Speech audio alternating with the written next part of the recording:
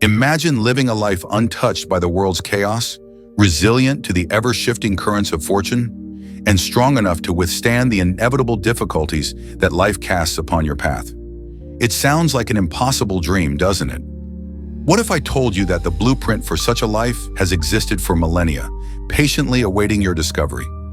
Welcome to a profound exploration, a comprehensive guide to the transformative philosophy of Stoicism. In our tumultuous modern existence, frequently characterized by ceaseless noise and relentless haste, we find ourselves adrift on a sea of emotions, distractions, and fleeting worldly desires. Stoicism offers a bedrock, firm and unyielding, upon which to build inner peace, cultivate profound self-control, and forge an indomitable mental fortitude. The first vital step on this journey is mastering the profound art of letting go. Here's the unvarnished truth. Life doesn't become easier, you become stronger. Stoicism doesn't promise an escape from adversity. It equips you to confront it with a tranquil mind and a steady hand. It doesn't numb you to life's vibrant tapestry.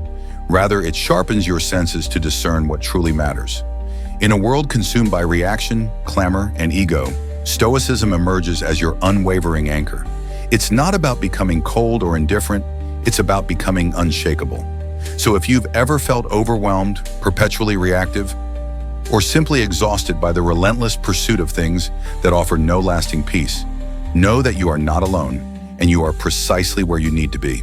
In this expansive journey, we will delve deeply, moving beyond mere theory to embrace the practical, potent wisdom of Stoicism. Wisdom that possesses the power to fundamentally reshape how you live, how you think, and how you confront the world.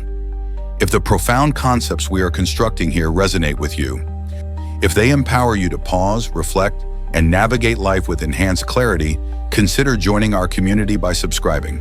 It is a simple gesture, yet it significantly amplifies our ability to reach others walking a similar path. More importantly, it is an affirmation that you are choosing to embark on a journey of growth with deliberate purpose. The unseen battlefield.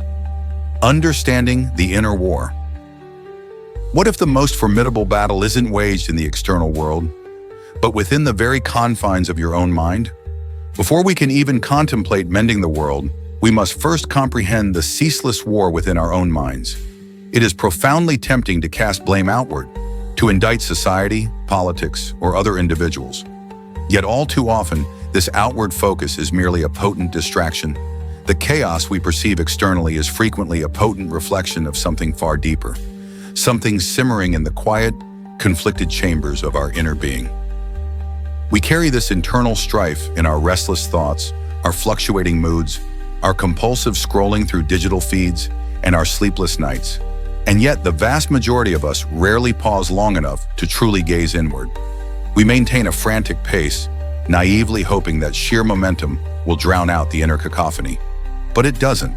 It merely buries it, allowing it to fester beneath the surface. Carl Jung, with his profound psychological insight, once observed, "Your visions will become clear only when you can look into your own heart. Who looks outside dreams, who looks inside awakes."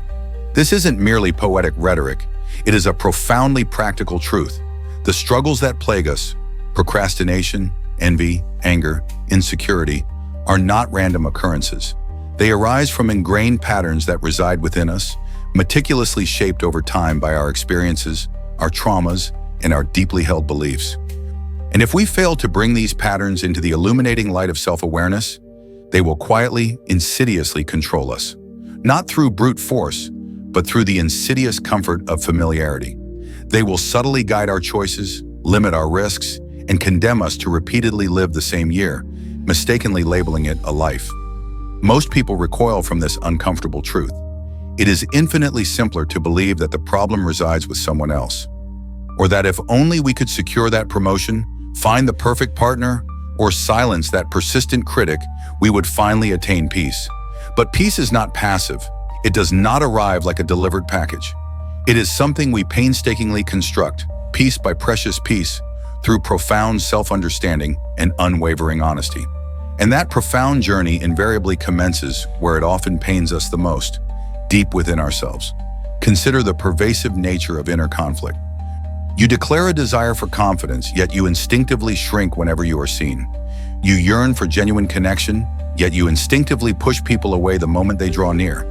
You crave a profound sense of purpose, yet you squander countless hours meticulously avoiding your own thoughts. Why? Because the mind is not a unified, monolithic force. It is, in essence, a battleground. Plato, in his timeless allegory, famously likened the human soul to a chariot drawn by two horses. One noble, pulling towards reason and virtue, the other wild, tugging towards impulse and chaos. The charioteer, in this profound metaphor, is you, valiantly attempting to steer both. Most of the time, we are not even holding the reins. The noble horse whispers promises of discipline, integrity, and long-term growth. The wild one demands immediate comfort, instant distraction, and fleeting relief. And both, in their essence, are integral parts of you. The inner war is not about annihilating one side. It is about learning the profound art of guiding them both. This is the very essence of inner work, the deep and challenging labor. It's not about mechanically fixing yourself like a broken machine, but rather about understanding yourself like a multi-layered, intricate story. And every authentic story demands truth, hard truth. Like the dawning realization that much of what we relentlessly chase isn't genuinely ours. It is inherited, absorbed, conditioned. We are prescribed who to be long before we ever have the chance to genuinely ask who we are. Consequently, we meticulously play various roles: the good student, the responsible adult, the team player. And somewhere along this meticulously crafted path, we lose sight of the authentic self hidden beneath these layers. Not the meticulously curated version, not the polished image, but the messy, curious, hurting, yet hopeful person concealed behind the mask. Aristotle, in his profound wisdom, believed that knowing yourself is the beginning of all wisdom. But how do we achieve this profound self-knowledge when our attention is perpetually pulled outward, when silence feels like an oppressive burden, and restlessness has become the default state? We have, perhaps unwittingly, engineered a world where external stimulation is boundless, yet genuine reflection is a rare commodity. And this societal construct extracts a steep price. We become strangers to ourselves. We readily recognize our selfies, but remain profoundly oblivious to our own shadows. Yet these shadows hold immense significance, for they are not inherently evil, they are merely wounded. Carl Jung termed this the shadow, the facets of ourselves we instinctively reject, suppress, or deny. Not because they are inherently bad, but because we harbor a profound fear of them, the unacknowledged anger we bury, the concealed jealousy we meticulously hide, the unvoiced sadness we never dare to express. All of it finds refuge in the shadow. And until we bravely confront it, it will continue to exert control over us from the depths of darkness. Not overtly, but subtly, manifesting in our automatic reactions, our inexplicable triggers, and the narratives we construct about other people. Narratives that are, more often than not, mere reflections of our own unacknowledged fears. To truly comprehend this inner war is to grasp that self-awareness is not a luxury, it is a fundamental responsibility. Because when you remain ignorant of your own mind, you are perpetually at its mercy. It will cunningly persuade you of things that are unequivocally untrue. It will relentlessly replay old pains as if they are occurring in the present moment. It will project your deepest wounds onto others, mistakenly labeling it justice. And, most insidiously, it will keep you perpetually busy, very busy, engaging in pursuits that feel intensely urgent, but ultimately leave you feeling hollow and empty. Socrates, with his characteristic bluntness, famously declared, "The unexamined life is not worth living." Perhaps harsh words indeed, but what he truly implied wasn't that you must transform into a philosopher. He meant that a life devoid of genuine reflection inevitably becomes a relentless cycle of repetition. And repetition without profound understanding inevitably leads to regret. You awaken years later, bewildered, questioning how you arrived at this point, why you are perpetually exhausted, why nothing seems to satisfy you for long. That is the insidious danger of neglecting the inner war. It doesn't merely impact your mood, it fundamentally shapes your entire life's direction. When you refuse to confront your fears, you unconsciously organize your entire life around them. You unequivocally say no to opportunities, not because they are inherently wrong, but because they expose you to discomfort. You remain ensnared in familiar pain because it feels infinitely less frightening than the unknown expanse of freedom. And all the while, you diligently reassure yourself that you are being careful, logical, realistic. But in truth, you are merely scared, and that in itself is perfectly okay. Fear is an intrinsic part of the human experience, but so too is courage. And courage, in its truest form, is not loud or bombastic. It is quiet. It is the profound moment you finally choose to sit with your own thoughts instead of desperately fleeing from them. It is the conscious decision to ask yourself, why do I really feel this way? Instead of numbing the feeling with a distracting screen. It is the daily deliberate effort to choose presence over distraction, honesty over comfort, and growth over ego. We inhabit an era saturated with self-help advice, and yet, genuine self-understanding remains remarkably rare. There exists a crucial distinction between merely consuming wisdom and profoundly living it, between knowing the right philosophical quotes and diligently practicing the hard, often uncomfortable habits. Because insight devoid of true integration is merely intellectual noise. You can devour every book, follow every self-proclaimed guru, and still find yourself perpetually at war within. What genuinely transforms you is not simply information. It is profound attention, focused, patient attention directed towards your own inner life. And in that sustained attention, you gradually begin to discern patterns. You notice how your tone subtly shifts when you feel threatened, how you instinctively dismiss compliments, how you relentlessly replay that single mistake from 5 years ago as if it occurred just yesterday. You begin to connect the seemingly disparate dots between your present behavior and your past wounds. And that is precisely when something truly powerful begins to unfold. Compassion. Not the superficial, saccharine kind, but authentic, deeply grounded compassion for yourself. Not because everything you have done was unequivocally right, but because everything you have done originated from a specific place, from fear, from love, from confusion, from genuinely trying your best with the limited tools you possessed at the time. And when you begin to understand yourself in this profound, empathetic manner, the inner war gradually softens, the harsh self-judgment quiets, and you cease to feel the pervasive need to perpetually fight.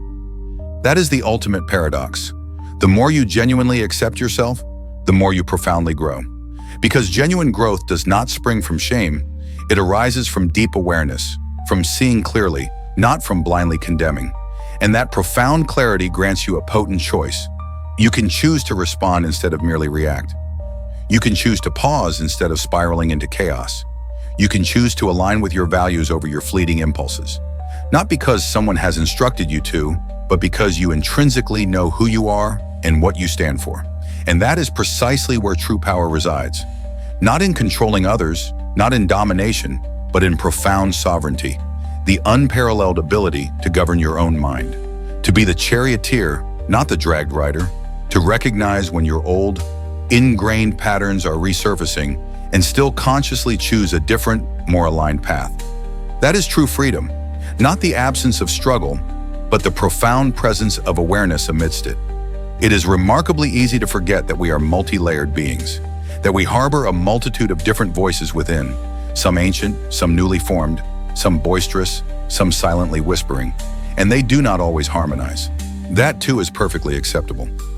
True harmony does not equate to uniformity. It signifies learning the profound art of listening, of gently guiding the inner choir instead of ruthlessly silencing it. Because every part of you possesses something vital to communicate. Even the angry part, even the sad part, and especially the wounded part. They are not your adversaries. They are your signals. Signals that you have traversed difficult terrain, that you have cared deeply, that you have yearned for something more. And when you finally extend them a seat at your inner table, not to control them, but simply to hear them, you cease to be a stranger to yourself. You become a home, not a perfect one perhaps, but a genuine one. And from that deeply rooted place, something profound shifts. You no longer feel the compulsive need to fix the external world in order to feel okay, because you have diligently learned how to forge peace within. This does not imply that you cease to care about injustice or remain passive in the face of needed change. Rather, it signifies that your actions now originate from a place of profound clarity, not mere reactivity, from inner alignment, not external compensation. You are no longer attempting to save others merely to avoid the daunting task of saving yourself. The world will always present its battles, but the most crucial battle, the one that fundamentally shapes how you present yourself in every relationship, every choice, every fleeting moment, is the one waged within. Win that inner battle, and everything else gradually begins to align. Not instantaneously, not perfectly, but profoundly and meaningfully. So the next time you feel restless, angry, numb, or lost, pause. Not to escape, but to courageously look inward. Not to solve yourself, but to deeply understand yourself. Because perhaps the true battle was never out there after all. Perhaps it was always right here, quiet, constant, and patiently awaiting your discerning attention. The illusion of control, releasing what isn't yours. How much of your pervasive anxiety stems from a desperate attempt to control the uncontrollable? That persistent tension in your chest, that endless, restless spinning of thoughts in the dead of night. How much of it is truly caused by your mind grasping at things it was never meant to hold? We compulsively check our phones, endlessly refresh our inboxes, fret incessantly about what others think of us, meticulously plan for a future we cannot possibly predict, and tirelessly replay the past as if we could somehow, miraculously, rewrite it. All of this in the name of control. All in the desperate hope that if we can just grasp all the myriad strings tightly enough, nothing will fall apart. But things still fall apart. The unvarnished truth is, life does not patiently wait for you to be ready. It moves unpredictably, messily, sometimes cruelly, and often without your explicit permission. And somewhere along this relentless journey, we began to mistakenly believe that if we could just be smarter, faster, better prepared, we would finally get ahead of it all. We would finally outmaneuver the pervasive chaos. But that relentless chase is utterly exhausting. It slowly, insidiously wears you down, cunningly convincing you that you are failing, not because you genuinely are, but because you have unwittingly undertaken a task that no one can possibly complete. Socrates, with his profound wisdom, famously stated, "He is richest who is content with the least, for content is the wealth of nature." What if that profound contentment begins not with more effort, but with less resistance, with a clear, unyielding understanding of what is genuinely yours to hold and what unequivocally is not? The unpredictable weather, the fluctuating economy, someone else's opinion of you, the precise outcome of every risk you bravely undertake, these are unequivocally not within your domain. And yet we relentlessly attempt to micromanage them like fragile, intricate machines. When they inevitably slip from our grasp, we mistakenly perceive it as personal failure. But it is not failure. It is merely the inherent friction between what we desperately wish we could control and what we genuinely, actually control. There is a profound, liberating peace that arises from the courageous act of accepting limits. Not the passive, defeatist kind of acceptance that simply gives up, but the strong, deeply grounded kind that instinctively knows the crucial difference between genuine power and external pressure, between what you are truly responsible for and what you are simply experiencing. Responsibility in its truest and most potent form does not imply controlling outcomes. It means profoundly owning your response, your attitude, your diligent effort, and your unwavering integrity. Everything else is simply weather. Carl Jung, with his characteristic psychological insight, once asserted, "I am not what happened to me. I am what I choose to become." That profound choice, that infinitesimally tiny, yet infinitely powerful space between stimulus and response, is precisely where your true power resides. Not in forcing life to bend to your indomitable will, but in meticulously shaping how you navigate through its unpredictable currents. Not in obsessing over things perpetually beyond your control, but in diligently mastering what unequivocally begins within you. Consider the immense, often invisible weight you perpetually carry that simply does not belong to you. Other people's fleeting moods, their personal decisions, their spoken words. You relentlessly replay past conversations. You strive to meticulously read between the lines. You painstakingly imagine what you could have said differently. But those moments are irrevocably gone. You cannot re-enter them. You cannot revise them. And yet your mind stubbornly clings to them as if they might somehow offer something new. They won't. What they do offer is a profound lesson, not an eternal leash. Learn it and then bravely let it go. Because control isn't always about domination. Sometimes true control manifests as learning how to gracefully release, letting go of the pervasive illusion that if you just think hard enough or try long enough, you can miraculously guarantee a perfect outcome. Life does not deal in guarantees. It deals in seasons, in intricate cycles, in profound mystery. Plato, with his eloquent philosophical analogies, once compared the human soul to a bustling city. And like any city, there are areas we meticulously manage and those we inherently do not. But when we blur or confuse these crucial boundaries, when we attempt to patrol metaphorical streets that do not genuinely belong to us, chaos inevitably spreads. We become overextended, perpetually distracted, profoundly disoriented. And then we wonder why we feel perpetually anxious, why sleep eludes us, why nothing ever feels quite enough. Because when you are stretched too thin between what you can genuinely do and what you desperately wish you could control, you inevitably lose the precious present moment. And that, crucially, is the only place where anything genuinely happens. The past is but a fading memory. The future is merely an idea. But your breath, your actions, your words, those profoundly live here, now. Aristotle wisely taught that knowing yourself is the beginning of all wisdom. But knowing yourself also profoundly means knowing your limits. It means being unequivocally honest about what is genuinely yours to carry and what never truly was. Not everything that crosses your mind deserves your precious energy. Not every fleeting discomfort necessitates an immediate solution. Some things simply need to be observed, felt, and allowed to gracefully pass, like a transient storm over the vast, indifferent sea. It is profoundly tempting to believe that peace will arrive when everything external is calm, when your schedule miraculously clears, when your job is unequivocally secure, when people finally, truly understand you. But peace is not something you passively wait for. It is something you actively create through profound clarity. Clarity about what you are truly here to do and what you must simply allow to be. That is the crucial line. Where your power ends, your profound peace begins. But how do we find that elusive line when we have been meticulously taught to fix everything? From a tender age, we are rewarded for taking charge, for diligently solving problems, for constantly doing more. Consequently, we evolve into adults who mistakenly believe that effort directly equates to control, that if something is amiss, it must intrinsically mean we are not trying hard enough. And so we try harder, push more, willingly take on burdens that are not even inherently ours.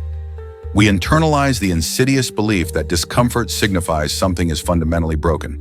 That worry is somehow a moral compass. But sometimes worry is simply noise, a mere reaction, not a meaningful signal. And not everything requires immediate fixing. Some things simply need to be faced with profound presence, with unwavering patience, and without the paralyzing grip of panic. The philosopher Epictetus, a quintessential Stoic, profoundly believed that some things are unequivocally up to us and some things are unequivocally not. This deceptively simple idea holds immense, liberating power. It serves as a potent reminder that wisdom does not always mean knowing precisely what to do. Sometimes it profoundly means knowing when to stop, when to breathe deeply, when to gracefully surrender, not in weakness, but in profound wisdom, because surrender is not giving up. It is the conscious choice not to squander your precious energy on what you cannot fundamentally change. It is the courageous act of turning your gaze inward, towards the only space where genuine, transformative change is truly possible. Your thoughts, your habits, your unyielding character. That is where your true work begins, and it is, unequivocally, enough. Letting go does not equate to detachment from life itself. It signifies a deeper, more meaningful engagement with what genuinely matters. When you cease striving to control everything, you can finally truly focus on what you can influence. Your tone in that crucial conversation, the way you genuinely show up for someone you deeply love, the unwavering discipline you bring to your cherished goals. These are unequivocally real. They are yours and they profoundly matter. The more you live from that deeply rooted place, the more you begin to perceive the pervasive noise gently fade away. You feel less relentlessly pulled by a sense of urgency and more deeply rooted in unwavering clarity. You cease chasing an elusive perfection and begin diligently practicing profound presence. You gradually begin to perceive how much of your anxiety was merely a byproduct of misdirected energy. It wasn't that life itself was too much. It was that you were holding too tightly to things you were never truly meant to control. And with that liberating space comes profound peace. Not because life miraculously becomes easier, but because you cease fighting battles that are not yours to fight.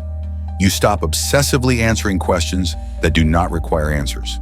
You begin to live more fully and authentically in your own designated lane. And with each conscious choice, you construct a quiet, unwavering confidence. Not the kind that desperately needs to prove itself, but the kind that simply knows. You know precisely where you begin and where the vast world ends. You know which burdens to steadfastly hold and which to gracefully release. You know that peace is not passive. It is a diligent practice, one that commences every single time with profound awareness, with the simple yet powerful question, is this genuinely mine to carry? Because not every emotion intrinsically belongs to you. Not every external expectation is your inherent responsibility to meet. And not every fear is your sole responsibility to resolve. Some are inherited, some are projected, some are merely echoes from a past that no longer genuinely fits your present reality. The work is not to control all of them. It is to clearly see them, and then consciously choose which ones you allow to enter. Carl Jung wisely believed that until you make the unconscious conscious, it will relentlessly direct your life, and you will mistakenly call it fate. That is precisely what this is about. Not rewriting fate, but bravely reclaiming your authorship. Not being helplessly blown by the unpredictable winds of life, but courageously becoming the unwavering anchor in the storm. And storms will undoubtedly come, but you will face them differently. Not by clinging tighter, but by standing taller. Not by attempting to predict every single wave, but by profoundly trusting your inherent ability to navigate. Not with paralyzing fear, but with unwavering presence. A presence meticulously built on clear boundaries, on a profound understanding of what is yours and what is not. That is when profound peace becomes genuinely possible, not as an escape, but as an unshakable foundation. You cease needing everything to miraculously go your way. You cease fearing discomfort. You realize you can handle infinitely more than you ever thought possible. Not because you magically control everything, but because you are finally and consciously focusing on what you can control, your character, your choices, your profound clarity. And from that deeply rooted place, your life begins to undergo a fundamental shift. You make decisions from a place of unwavering alignment, not crippling anxiety. You connect from profound authenticity, not burdensome obligation. You show up from a place of inherent wholeness, not from the paralyzing fear of missing something. And slowly, the pervasive noise gradually fades. The inner battles quietly subside. The tension gently eases. Not because the world miraculously changed, but because you did. You understood where your power unequivocally ends and where your responsibility unequivocally begins. You ceased gripping what you couldn't possibly hold. And you discovered that the elusive peace you were relentlessly chasing was never truly out there. It was always within, patiently waiting for you to gracefully let go. Patiently waiting for you to profoundly come home. The mind as a stronghold, building inner walls. Imagine your mind as a formidable stronghold, a sacred place that should unequivocally protect you, shelter you, and imbue you with unwavering clarity when the external world becomes too loud and chaotic. But what transpires when that stronghold possesses no walls? Or even more tragically, when its walls are crumbling, allowing thoughts to rush in unfiltered, emotions to storm the very gates, and fear to settle uninvited in the throne room of your being? What does it genuinely take to meticulously construct those mental walls? The kind that don't isolate, but rather skillfully filter. The kind that don't shut life out entirely, but judiciously allow you to choose what is permitted to stay. It commences with profound attention, not the scattered, overstimulated kind that leaps restlessly from screen to screen, but deep, deliberate attention, the kind that truly listens. Because everything that gains entry into your mind originates from what you consciously or unconsciously give your attention to. Every captivating headline, every overheard conversation, every whispered fear or fervent hope, you permit them entry. Most of the time, this happens unconsciously, and over the relentless march of time, they meticulously shape the very architecture of your inner world. What you profoundly believe, what you intensely fear, what you ceaselessly crave, all stem from what you have permitted to pass through the gates of your awareness. Carl Jung, with his characteristic precision, once stated, "You are what you do, not what you say you'll do." The same profound principle applies to your mind. You are what you consistently allow in, not merely what you claim to believe. If your thoughts are perpetually anxious, if your focus is always fractured, if your inner voice is relentlessly saturated with criticism, it is profoundly worth asking, who meticulously constructed these walls? And are they still genuinely serving me? Because walls are not always inherently protective. Sometimes they are meticulously built from deep-seated fear, carefully shaped by old wounds. Sometimes they inadvertently keep out not only chaos, but also genuine connection. So the act of building a stronghold does not imply becoming rigid or closed off. It signifies becoming discerning, wise. It means consciously choosing what receives your precious energy and what unequivocally does not. Plato, in his profound philosophy, believed that the first and most magnificent victory is to conquer yourself.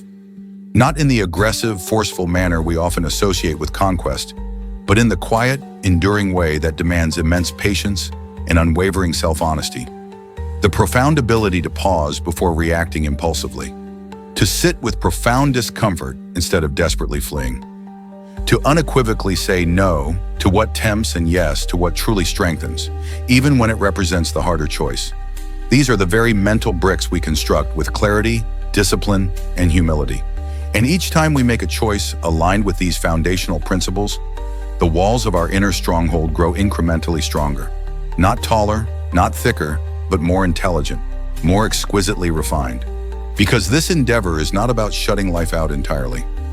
It is about meticulously creating boundaries that empower you to remain deeply grounded within life's intricate dance, to bravely face storms without being helplessly swept away by their fury. But the vast majority of us never learn this crucial skill.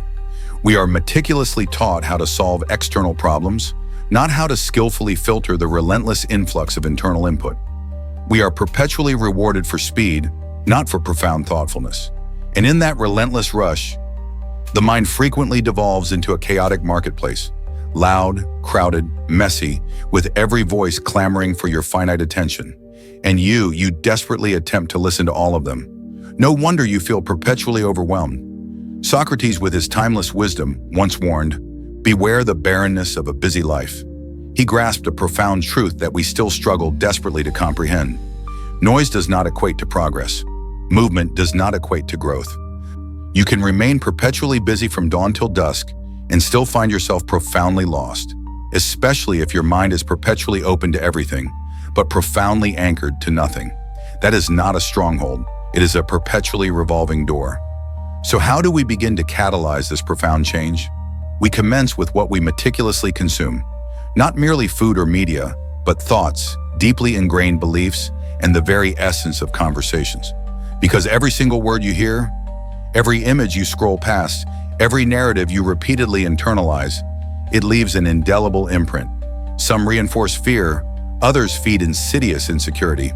A precious few may genuinely strengthen you, but unless you are paying keen attention, they all meld together into one amorphous, anxious blur. And that blur, regrettably, becomes your perceived reality.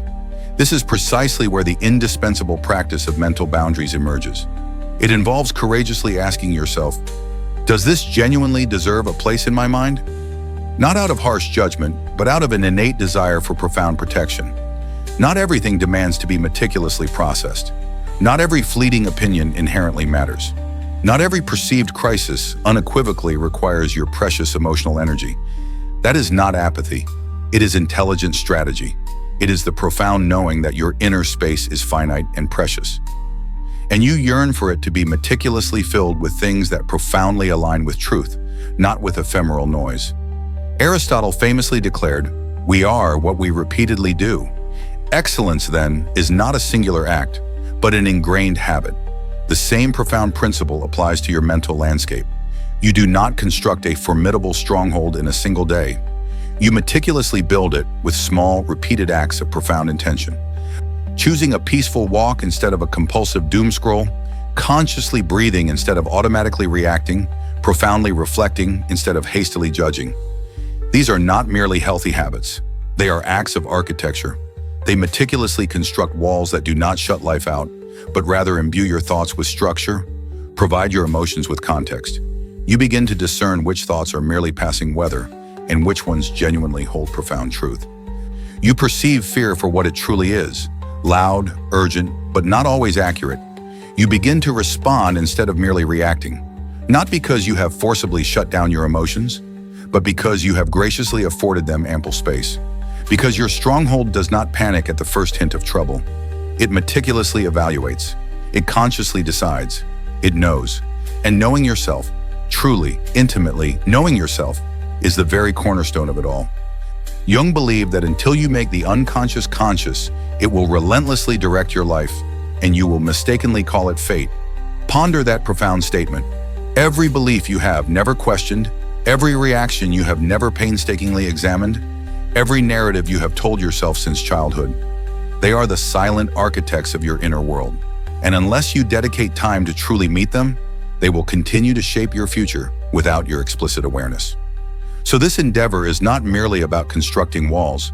It is about illuminating rooms, courageously exploring the parts of yourself you have hitherto ignored, the ones that cleverly hide behind sarcasm, compulsive distraction, or relentless perfectionism. Because they are not inherently attempting to ruin you. They are, in their own confused way, valiantly trying to protect you. But when you finally look at them, truly look, you gain the profound ability to choose better guards for your gates. Not fear, not ego, but wisdom, truth, and unwavering clarity. Clarity does not equate to certainty. It signifies knowing what profoundly matters even when the future remains shrouded in uncertainty. It means skillfully filtering out the unnecessary so you can laser focus on the essential. It means recognizing that your mind is not a mere dumping ground. It is sacred ground, and what you permit to enter profoundly shapes who you ultimately become. Let us not pretend this journey is easy. It is not. Some days the torrent of chaos will feel overwhelmingly strong. The meticulously constructed walls will tremble. You will inadvertently permit things to enter that you later regret.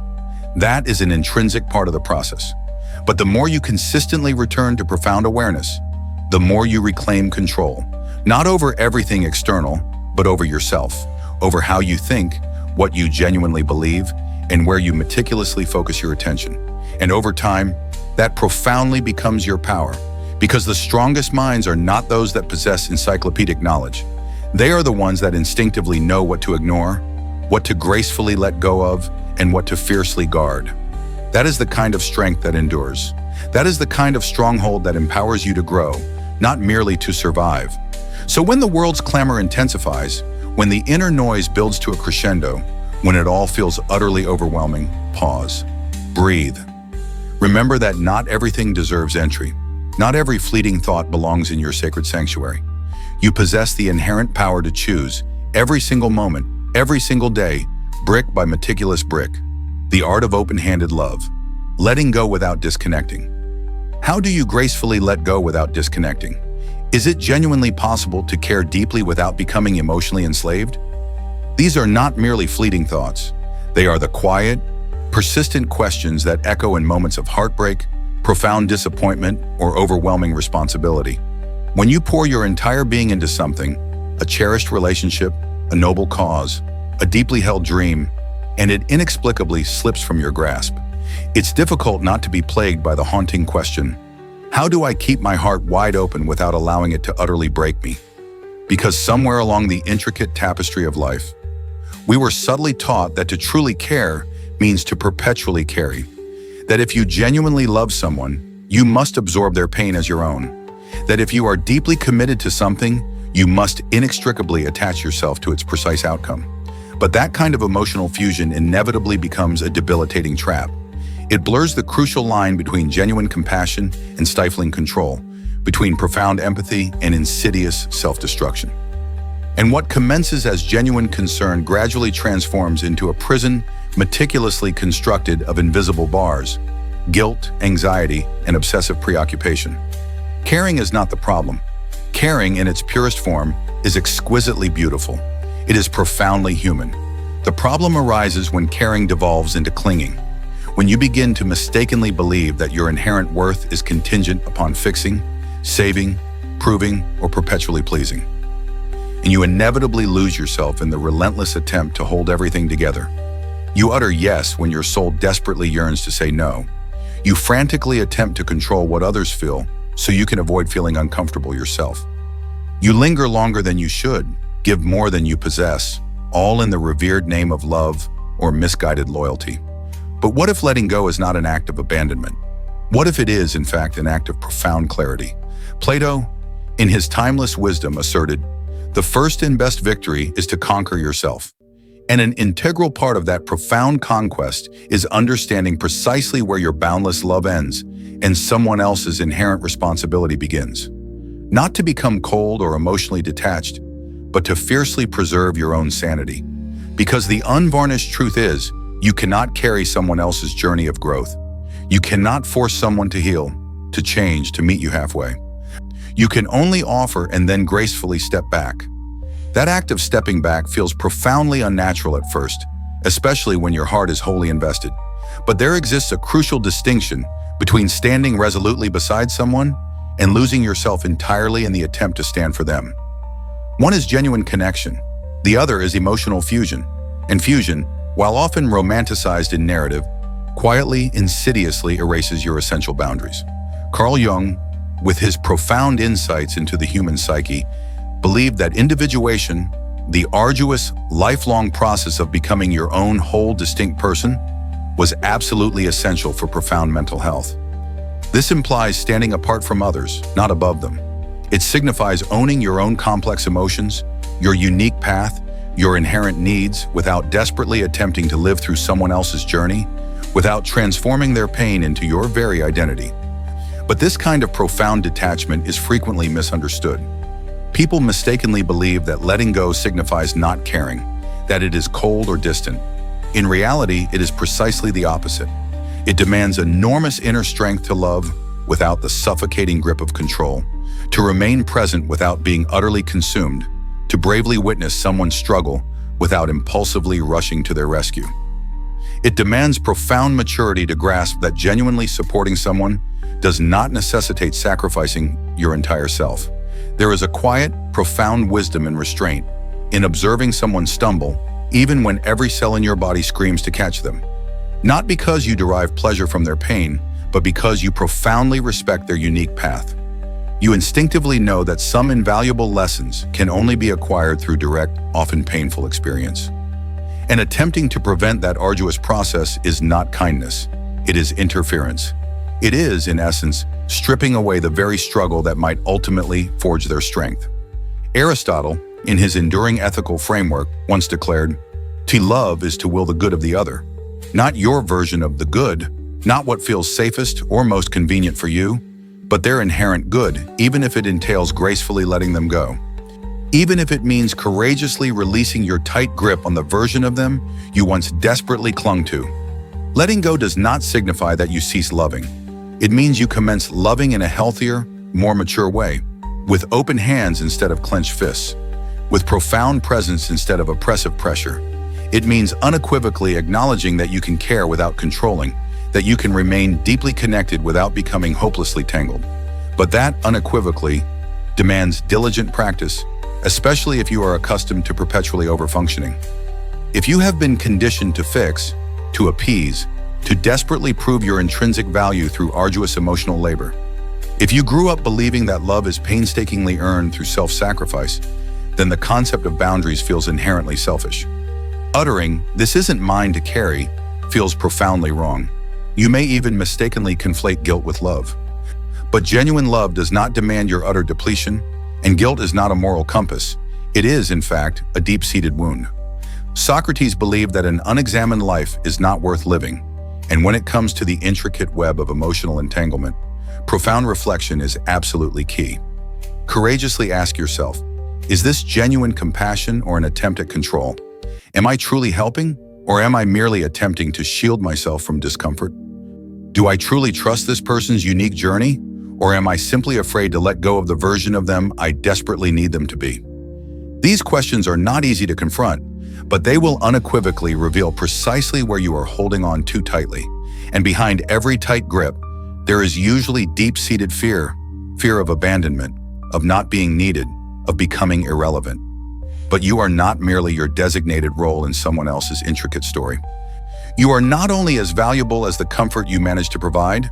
When you bravely begin to unravel that insidious belief, you gradually begin to discern the crucial difference between healthy, authentic care and debilitating emotional enslavement. You cease frantically attempting to rescue people from their own arduous processes. You realize that your own peace matters too, that you cannot show up with genuine love if you are constantly showing up devoid of healthy boundaries. And boundaries, contrary to popular, often fear-driven belief, are not rigid walls. They are doors with secure locks. They convey a clear message. I am here, I care, but I will not abandon myself to prove it. They meticulously protect your precious energy, your profound clarity, your unique identity. And when your boundaries remain robust and intact, your love transforms into something cleaner, calmer. It is no longer entangled in the suffocating grip of fear, guilt, or relentless expectation. It is simply love, freely offered, gently released. Carl Jung once penned, "Nothing has a stronger influence psychologically on their environment, and especially on their children, than the unlived life of the parent." And this profound insight applies universally to all relationships. When you surrender your fundamental needs, your inherent truth, your precious individuality for the sake of someone else's comfort, you do not genuinely serve them. You burden them with your own absence, with the quiet, festering resentment that inevitably builds when you silence your own authentic voice for too long. To gracefully let go without disconnecting is to stand firmly in your full, authentic selfhood while still remaining profoundly open. It is to courageously declare, "I love you, but I will not lose me." It is the profound knowing that genuine connection does not demand enmeshment, that true presence is not about merging into an indistinguishable whole. It is about witnessing fully, respectfully, without attempting to rewrite someone's unique narrative with your own pen. That demands immense emotional strength, unwavering patience, and profound trust, not just in others, but crucially in yourself. Trust that you can survive profound disappointment, that you can bravely face uncomfortable feelings without desperately trying to fix them, that your self-worth does not perpetually rise and fall with how desperately needed you are. When you begin to profoundly trust that intrinsic truth, you cease frantically attempting to micromanage every emotional experience, and when the irresistible urge to fix something arises, as it inevitably will, you pause, you breathe. You gently remind yourself that loving someone also profoundly means trusting their intrinsic inner resources, their inherent ability to navigate pain, to make mistakes, to grow, even if it is slower than you would prefer, even if it looks entirely different from what you meticulously imagined. Letting go thus transforms into an act of profound faith, not abandonment, a potent declaration that you believe in something far greater than your own pervasive fear, that you profoundly believe in the natural intelligence of life itself, in its perfect timing, in the transformative power of consequences that teach, in a love that does not smother. You learn to hold space, not take over, to say, "I'm here," without impulsively adding, "Let me fix it." You learn to feel without being utterly ruled by the feeling, to grieve without collapsing into despair, to walk away without irrevocably closing your heart. And when you love with such profound wisdom, something exquisitely beautiful begins to unfold. You begin to receive love in return that is meticulously based on mutual respect, not mutual dependency. You begin to discover relationships where you are not perpetually performing, proving, or pretending. You are simply being fully, genuinely, and authentically yourself. That kind of love does not chain you, it liberates you. It graciously allows both individuals to breathe, to evolve, to make mistakes without the constant, paralyzing fear of emotional collapse. It creates ample space for unwavering honesty because neither person is perpetually walking on eggshells, terrified that the other will shatter.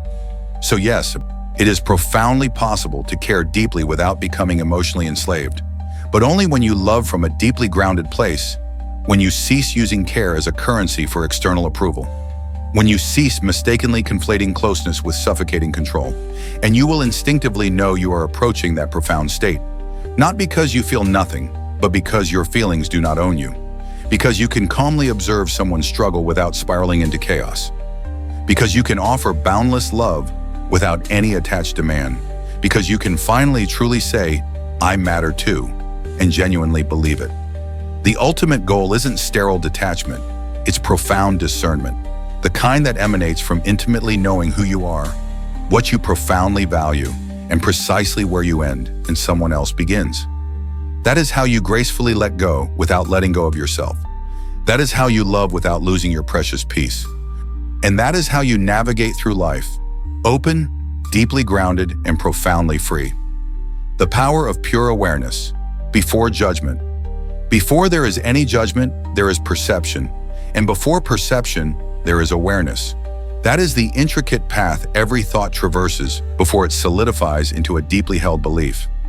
But most of the time, we impulsively bypass awareness entirely. We leap directly into hasty conclusions, confidently assuming we have seen clearly when, in reality, we have only reacted. It's not that we are intentionally wrong, it's that we are rarely still long enough to genuinely see clearly at all. The world whirls by at a frantic pace. So too does the mind.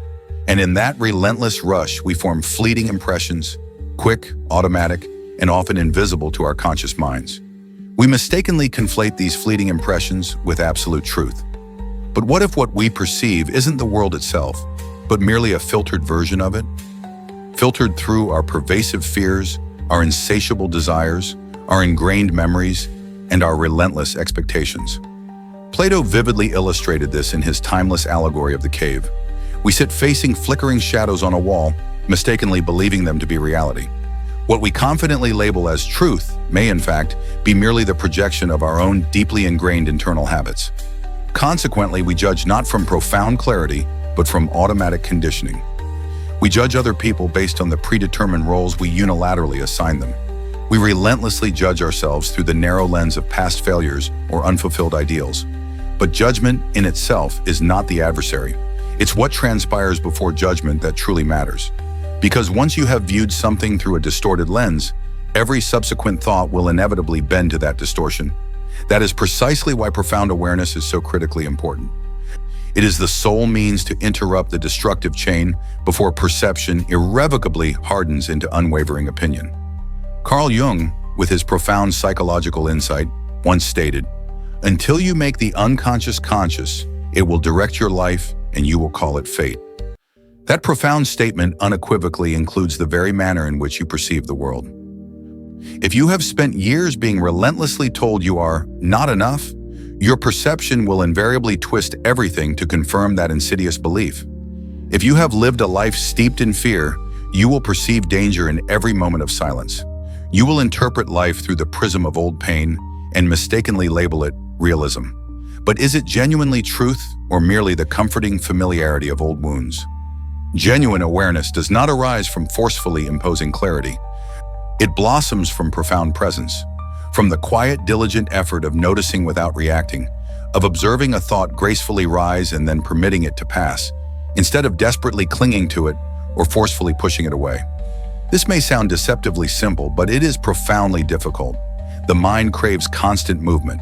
It demands immediate answers, not lingering questions. It yearns for certainty, not ambiguity. But true awareness resides precisely in that liminal space before the mind impulsively rushes to explain. Socrates, with his renowned intellectual humility, believed that the only true wisdom lies in knowing you know nothing. That is not self-doubt. It is profound humility, a kind of radical openness that allows you to courageously question your own perspective, to perceive that what you are currently experiencing might not be the complete picture, it might not even be half. And in that deliberate pause, you create ample space for something profoundly powerful to emerge: curiosity. Curiosity is awareness in dynamic motion. It does not blindly assume, it actively explores. It bravely asks, what else could this genuinely mean? Instead of dogmatically declaring, this is what it unequivocally means. And that subtle shift, though seemingly minute, fundamentally changes everything. Instead of reacting from ingrained habit, you begin to respond from profound insight. You begin to consciously notice the crucial gap between what is actually happening and the narratives you are meticulously constructing about what is happening. And in that fertile gap, freedom begins to unfurl. Because perception is, in essence, a mirror. And mirrors do not always faithfully reflect what is objectively there. They reflect what we are truly ready to see.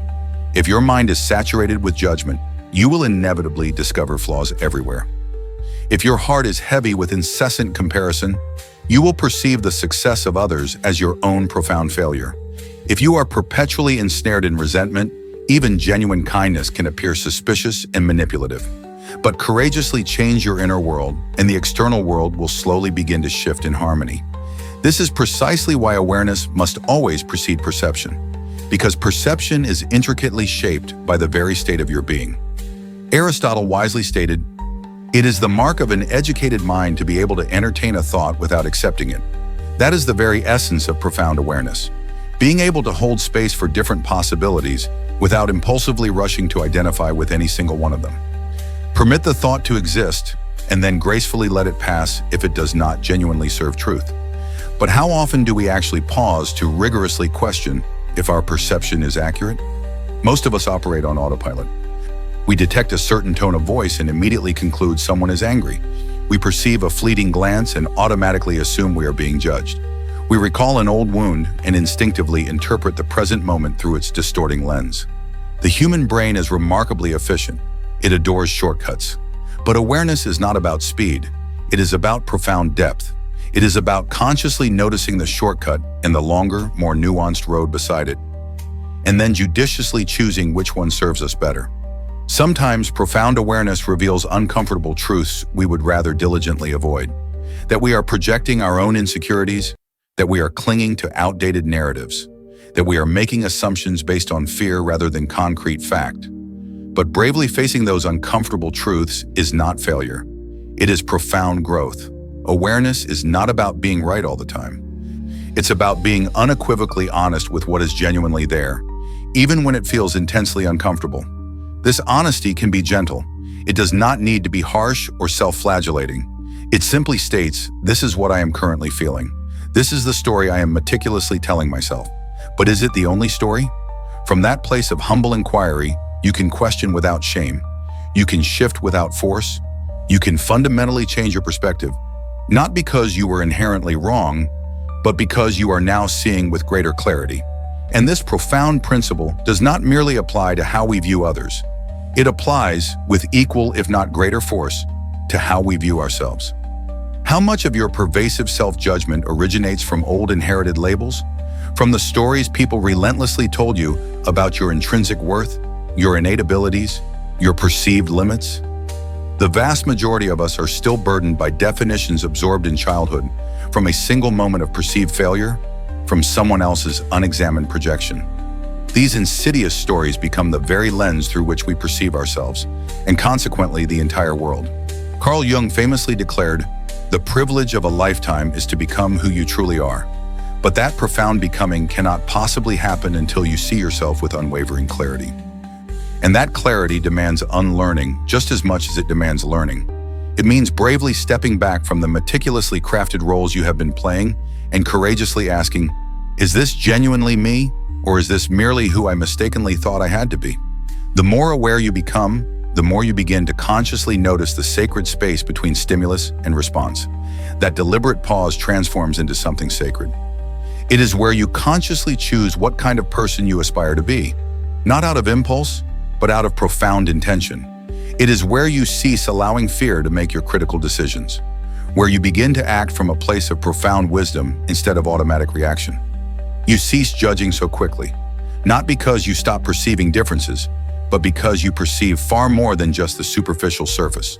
You recognize that everyone possesses a complex backstory, that most behavior is merely a reflection of someone's internal battle, that anger often cleverly conceals pain, that arrogance frequently masks deep-seated fear, that emotional distance often cleverly hides an innate need to protect something profoundly soft and tender within.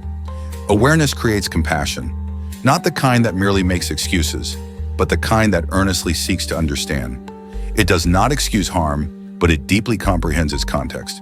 And from that profound understanding, your judgments gracefully soften, not because you abandon your crucial discernment, but because you wield it with profound wisdom.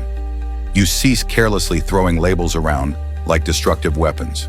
You begin listening, not just to others, but profoundly to yourself. Listening transforms into a potent form of awareness. Listening without meticulously preparing your rebuttal. Listening without impulsively jumping to fix. Listening for what lies beneath the spoken words. Most people are not desperately asking for immediate answers. They are desperately asking to be truly seen. But you cannot truly see them if your mind is cluttered with preconceived assumptions. And you cannot truly hear yourself if you are perpetually attempting to correct what you feel. Perception sharpens dramatically when you become still, not empty, but profoundly alert. When you courageously drop into the present moment without grasping for something external to control. When you cease narrating your experience and courageously begin witnessing it, even for a single breath, even for a fleeting beat. And in that profound stillness, you begin to experience reality, not as you fear or wish it to be, but as it authentically is. That is precisely where peace begins. Because most suffering does not stem from what is. It originates from the narratives we relentlessly construct about what is. The anxiety that builds not from the present moment itself, but from our anxiously imagined future.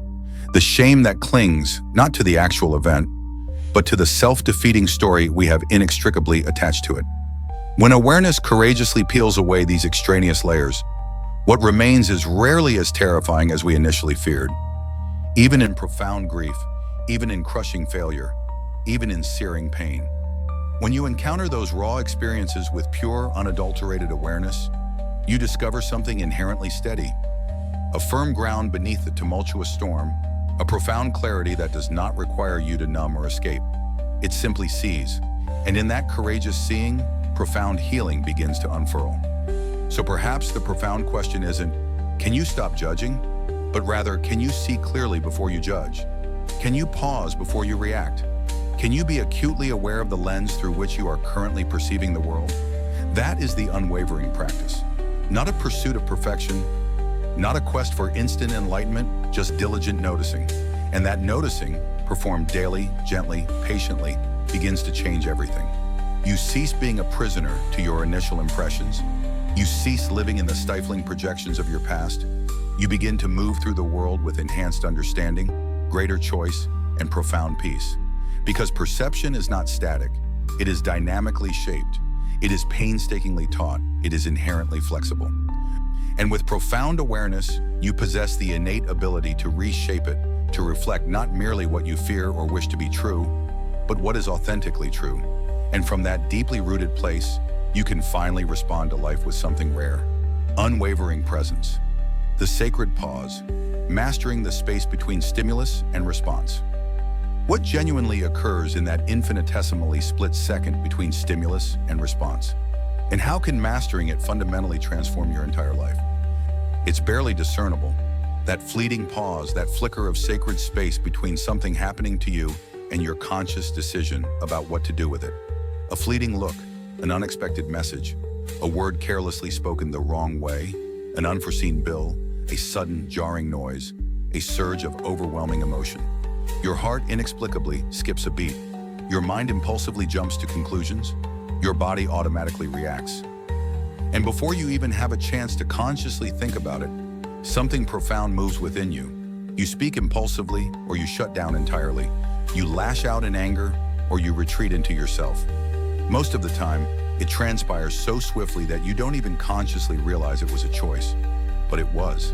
That tiny, almost imperceptible space, that precious breath between what impacts you and what you choose to do next, is precisely where your inherent power resides.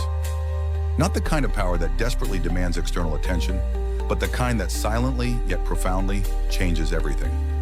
Viktor Frankl, the renowned psychiatrist and Holocaust survivor, articulated it with profound simplicity. Between stimulus and response, there is a space. In that space is our power to choose our response. In our response lies our growth and our freedom. He had every conceivable reason to possess such profound wisdom. Yet, the vast majority of us do not habitually dwell in that sacred space. We live in a perpetual state of reaction, and not because we are inherently weak or careless, but because we have been meticulously trained to move at an unrelenting pace. Life relentlessly rewards speed. Respond quickly. Answer now. Decide fast. Keep moving. Don't stop. And in that incessant rush, we inadvertently forget the intrinsic value of the pause. We forget that we possess a profound choice. But what if that very pause, the one we so habitually disregard, is precisely where your entire life's direction can undergo a radical shift? What if it's not the monumental decisions, but those tiny, almost invisible micro-moments that ultimately determine the person you become? You receive criticism. Do you immediately defensively lash out? Or do you breathe deeply, observe, and then respond with unwavering clarity? Someone you deeply care about disappoints you. Do you react from a place of raw hurt, or do you pause and then speak from genuine honesty, devoid of accusation? You feel profound fear. Do you desperately flee, or do you courageously sit with it and earnestly ask what it is attempting to teach you? Plato famously declared that the first and most magnificent victory is to conquer yourself. That profound victory does not manifest in grand, public gestures, but in those unseen, intimate moments. The infinitesimally split second where your intricate inner world collides with the external one, and you consciously decide who you are going to be. That sacred space is precisely where your habits are meticulously formed. It is where you either relentlessly replay the same old self-defeating patterns or courageously begin rewriting new, empowering ones. And the more consistently you infuse that space with profound awareness, the more power you intrinsically possess, not over others, but unequivocally over yourself. Not to control every conceivable outcome, but to skillfully guide your reaction in a manner that profoundly aligns with your deeper, more cherished values. But profound awareness does not come easily, especially when your intricate nervous system is perpetually wired to protect you. In moments of intense stress, your body is flooded with a torrent of chemicals: cortisol, adrenaline. Your heart races uncontrollably. Your mind sharpens its singular focus. It is desperately attempting to help you, but its focus remains solely on survival, not on profound wisdom. It impulsively propels you towards instinctual reaction, not deliberate reflection. And unless you have diligently trained that crucial space between stimulus and response, you will repeatedly fall into the same ingrained grooves. This is precisely why that moment holds such immense significance. It is where you consciously decide not merely what to do, but more importantly, who to be. Are you the person who impulsively yells because they are consumed by fear, or the person who calmly listens, even when it is intensely difficult? Are you the one who shuts down because vulnerability feels inherently dangerous, or the one who bravely learns to speak anyway? Carl Jung, with his profound understanding of the unconscious, once stated, "Until you make the unconscious conscious, it will direct your life and you will call it fate." And that is precisely what transpires when we carelessly bypass the pause. We become unwitting puppets of our unconscious reactions, relentlessly playing out scripts we did not consciously choose. We mistakenly believe we are making autonomous decisions, but we are merely following deeply ingrained emotional muscle memory. To profoundly change this, you do not need to become a reclusive monk. You do not need to meditate for countless hours every single day. You need to diligently practice noticing. That is all. Just notice. When someone utters something that triggers a visceral reaction within you, pause. When you feel the irresistible urge to judge, to lash out, to flee, pause, even if it's just for a single second, even if it's just one conscious breath. That breath is a lifeline. It skillfully pulls you out of automatic mode and grants you a precious moment of profound reflection. And reflection, in turn, creates ample room for profound choice. Socrates believed that the unexamined life is not worth living, but examination does not necessarily equate to excessive overthinking. It signifies slowing down sufficiently to observe yourself in motion, to consciously perceive what you are about to say, to notice your emotions gracefully rising, to step into that sacred space and courageously ask, wait, is this truly who I want to be right now? And perhaps the answer is unequivocally yes. Perhaps you consciously choose to speak up. Perhaps you consciously choose to walk away. But the crucial difference is that it is a choice, not a mere reflex. That is the arduous yet profoundly rewarding work. Meticulously training the space between what impacts you and how you respond, transforming that space into your personal sanctuary. And the more diligently you train it, the more it expands. Like a well-exercised muscle, you begin to perceive it in new and unexpected places. You begin to instinctively recognize when you are on the verge of following an old ingrained pattern. You intercept the thought before it fully solidifies into a compelling story. You intercept the anger before it escalates into an automatic reaction. You intercept the fear before it manifests as paralyzing avoidance. And each time, you choose a better, more aligned path. This does not imply that you will magically become perfect. It signifies that you will become profoundly present. And presence is everything. Because when you are profoundly present, you are not owned by your fleeting impulses. You are not driven by the compulsive need to be right or the paralyzing fear of being wrong. You are simply here, awake, vibrantly alive in the present moment. And from that deeply rooted place, Your actions acquire profound depth. Your words acquire profound meaning. Aristotle asserted, knowing yourself is the beginning of all wisdom. But knowing yourself implies far more than simply knowing your preferences or your personality type. It means intimately knowing your triggers, knowing your ingrained defense mechanisms, knowing the insidious lies your mind cunningly tells you when it is afraid, and still consciously choosing to act from profound truth. That is precisely what transpires in the space between stimulus and response.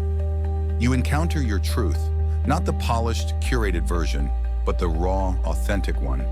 The one that intrinsically knows why you flinch when someone criticizes you, why you shut down when you feel unheard, why you unconsciously sabotage things when they become too good. Awareness renders these hidden dynamics visible, and visibility grants you immense power. So when you diligently practice this pause, you are not merely avoiding mistakes. You are actively rewriting your life story, one precious moment at a time. You are consciously choosing growth over fleeting comfort, unwavering integrity over impulsive reaction, profound wisdom over automatic response. And sometimes you will still react impulsively. Sometimes the space will feel too infinitesimally small. That is perfectly okay. The ultimate point isn't perfection, it is consistent practice. The more consistently you return to the pause, the more your life begins to undergo a profound transformation. Not because everything external miraculously becomes different, but because you are different. You become less reactive, more intentional, less chaotic, more profoundly centered. You begin to implicitly trust yourself, not because you always instinctively know what to do, but because you intrinsically know how to locate the sacred space before doing it. That profound trust builds steadily over time. It manifests visibly in your relationships, in your work, in the graceful manner you handle perceived failure. You cease spiraling into despair over every single mistake. You cease drowning in every single conflict. You begin to consciously choose from a place of profound calm, not frantic chaos. That is the unparalleled power of the space, and it is perpetually available.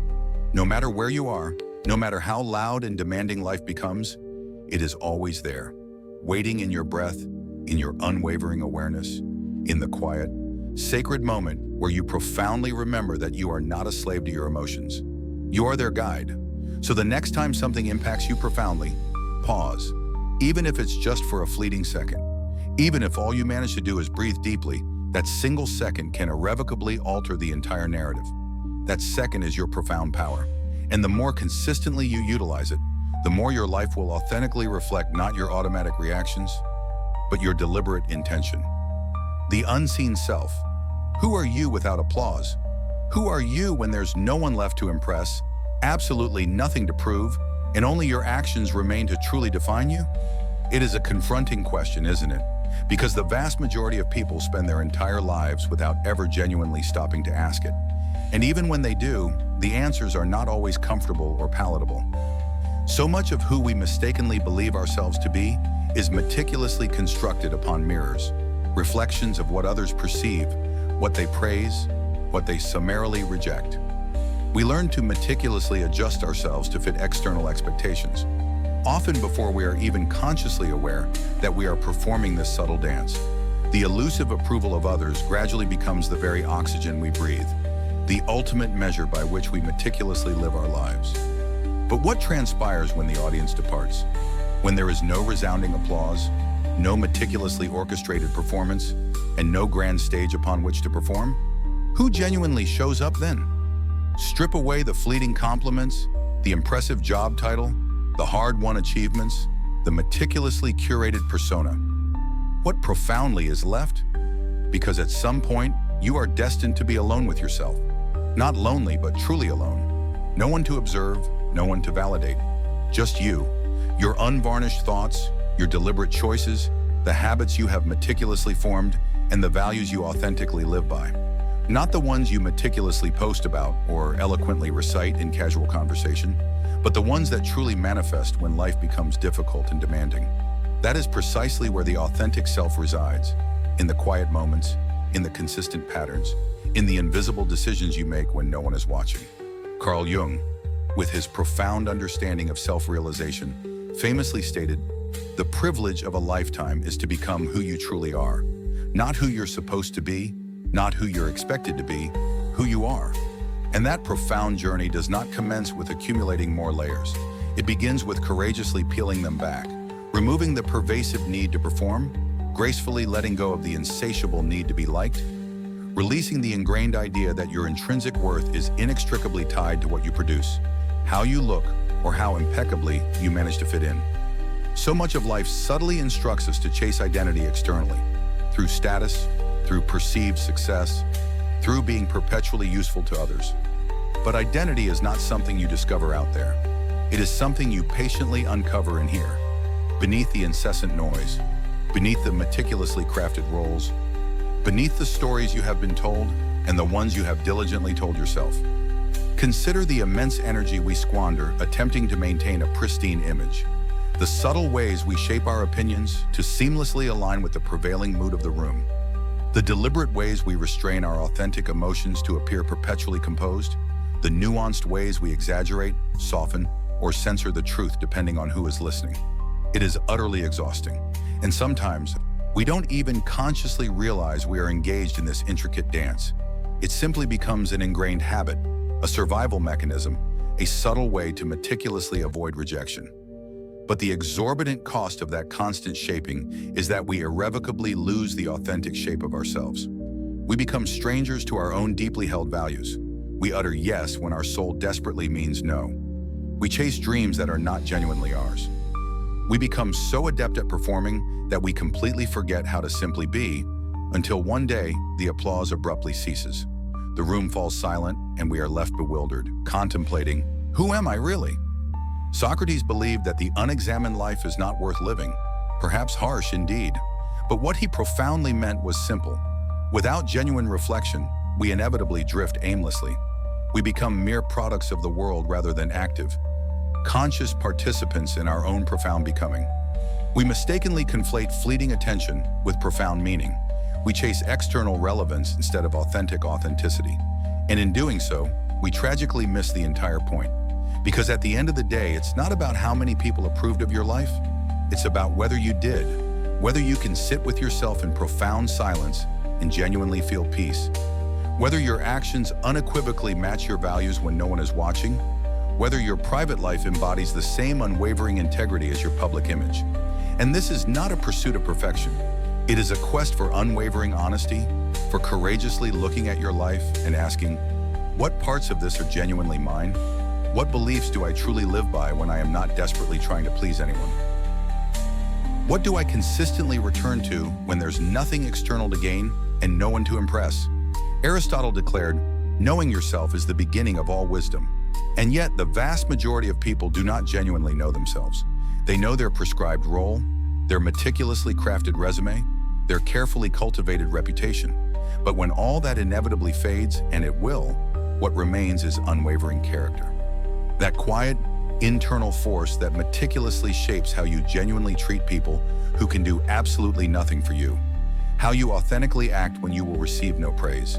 How you honestly speak when no one is there to applaud. True character is not meticulously built in the spotlight. It is painstakingly forged in the shadows, in the intimate moments when no one is keeping score. When you voluntarily pick up the trash no one saw you drop. When you consciously choose kindness over being right. When you humbly admit your flaws without broadcasting your vulnerability for external attention. There's something profoundly powerful about becoming the kind of person you would intrinsically admire, even if no one else ever notices. Because that is precisely where freedom resides, in the liberating release of needing to be perceived in a specific way, in the profound relief of not having to perpetually wear a mask, in the quiet confidence of intimately knowing that who you authentically are does not fluctuate depending on who is present. But that kind of profound self-ownership demands time and immense courage. It means bravely disappointing people who admired the version of you that meticulously catered to them. It means unequivocally saying no to things that once made you feel momentarily important. It means consciously choosing solitude over shallow, fleeting validation. And it means bravely risking being misunderstood for the sacred sake of being true to yourself. Yet that is the profound trade. You relinquish performance and you gain profound peace. You lose the carefully constructed image and you discover your authentic identity. And what you ultimately discover might genuinely surprise you. Perhaps you are softer than you habitually let on. Perhaps you are stronger than people mistakenly think. Perhaps your deepest, most cherished values have absolutely nothing to do with conventional success or external status, but everything to do with genuine connection, profound meaning, and unwavering integrity. Carl Jung also eloquently wrote, "I'd rather be whole than good." That statement resonates differently when you realize how often we unwittingly trade our inherent wholeness for perceived goodness, for external approval, for a sense of belonging. But being good by someone else's definition often necessitates severing vital pieces of yourself. It means remaining silent when your soul desperately yearns to speak. It means meticulously hiding your sharp edges to fit neatly into someone else's pre-designed mold. Wholeness is profoundly different. It is raw, unedited. It embraces your inherent contradictions, your internal darkness, your fervent desire to be free, and your intrinsic need to be loved, your boundless ambition, and your profound vulnerability. It means embracing all of you, not just the easily digestible parts. And the more you courageously own that inherent wholeness, the less you feel the compulsive need to prove anything. Because proof is only truly necessary when you are riddled with uncertainty. But when you have diligently performed the inner work, when you have bravely faced your deepest fears, painstakingly questioned your underlying motives, and meticulously examined your ingrained patterns, you do not need to loudly shout your worth. It manifests visibly in how you move, how you love, how you live. So, who are you without the audience? Perhaps that is precisely where your authentic life truly begins. When you are no longer desperately chasing applause, but diligently pursuing profound alignment. When you care less about how things superficially appear and more about how they authentically feel. When your actions are less about impressing others and more about profoundly honoring yourself. That is the kind of presence people genuinely remember. The kind that does not need to be loud to be profoundly powerful.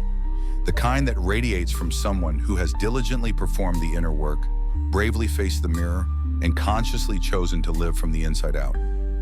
And here's the crucial thing, people will notice. Perhaps not all at once, perhaps not with immediate applause, but over time, they will instinctively sense the profound shift in your words, in your newfound calm, in your unwavering refusal to be pulled into the drama or the incessant noise. Because you are no longer living for the stage. You are living for what is truly real, what genuinely matters, what profoundly lasts. And what lasts isn't the fleeting spotlight.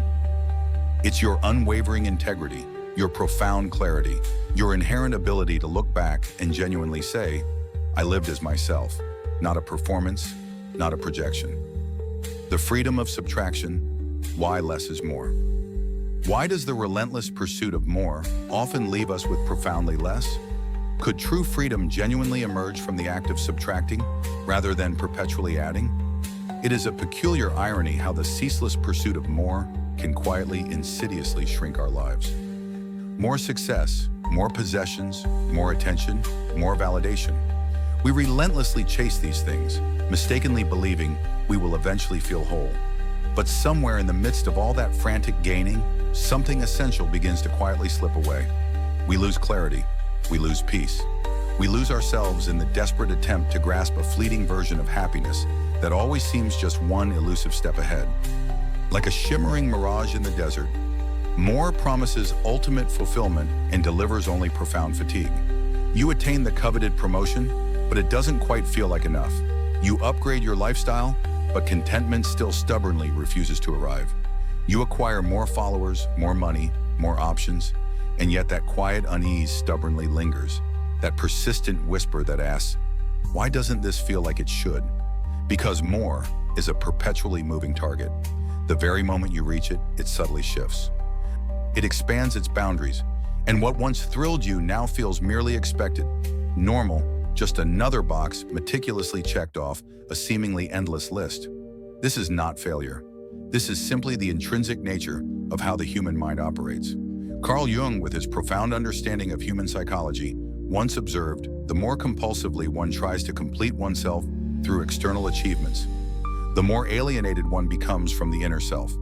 He intuitively grasped that our ceaseless reaching outward often propels us further away from what genuinely matters within. Wanting more is not inherently the problem.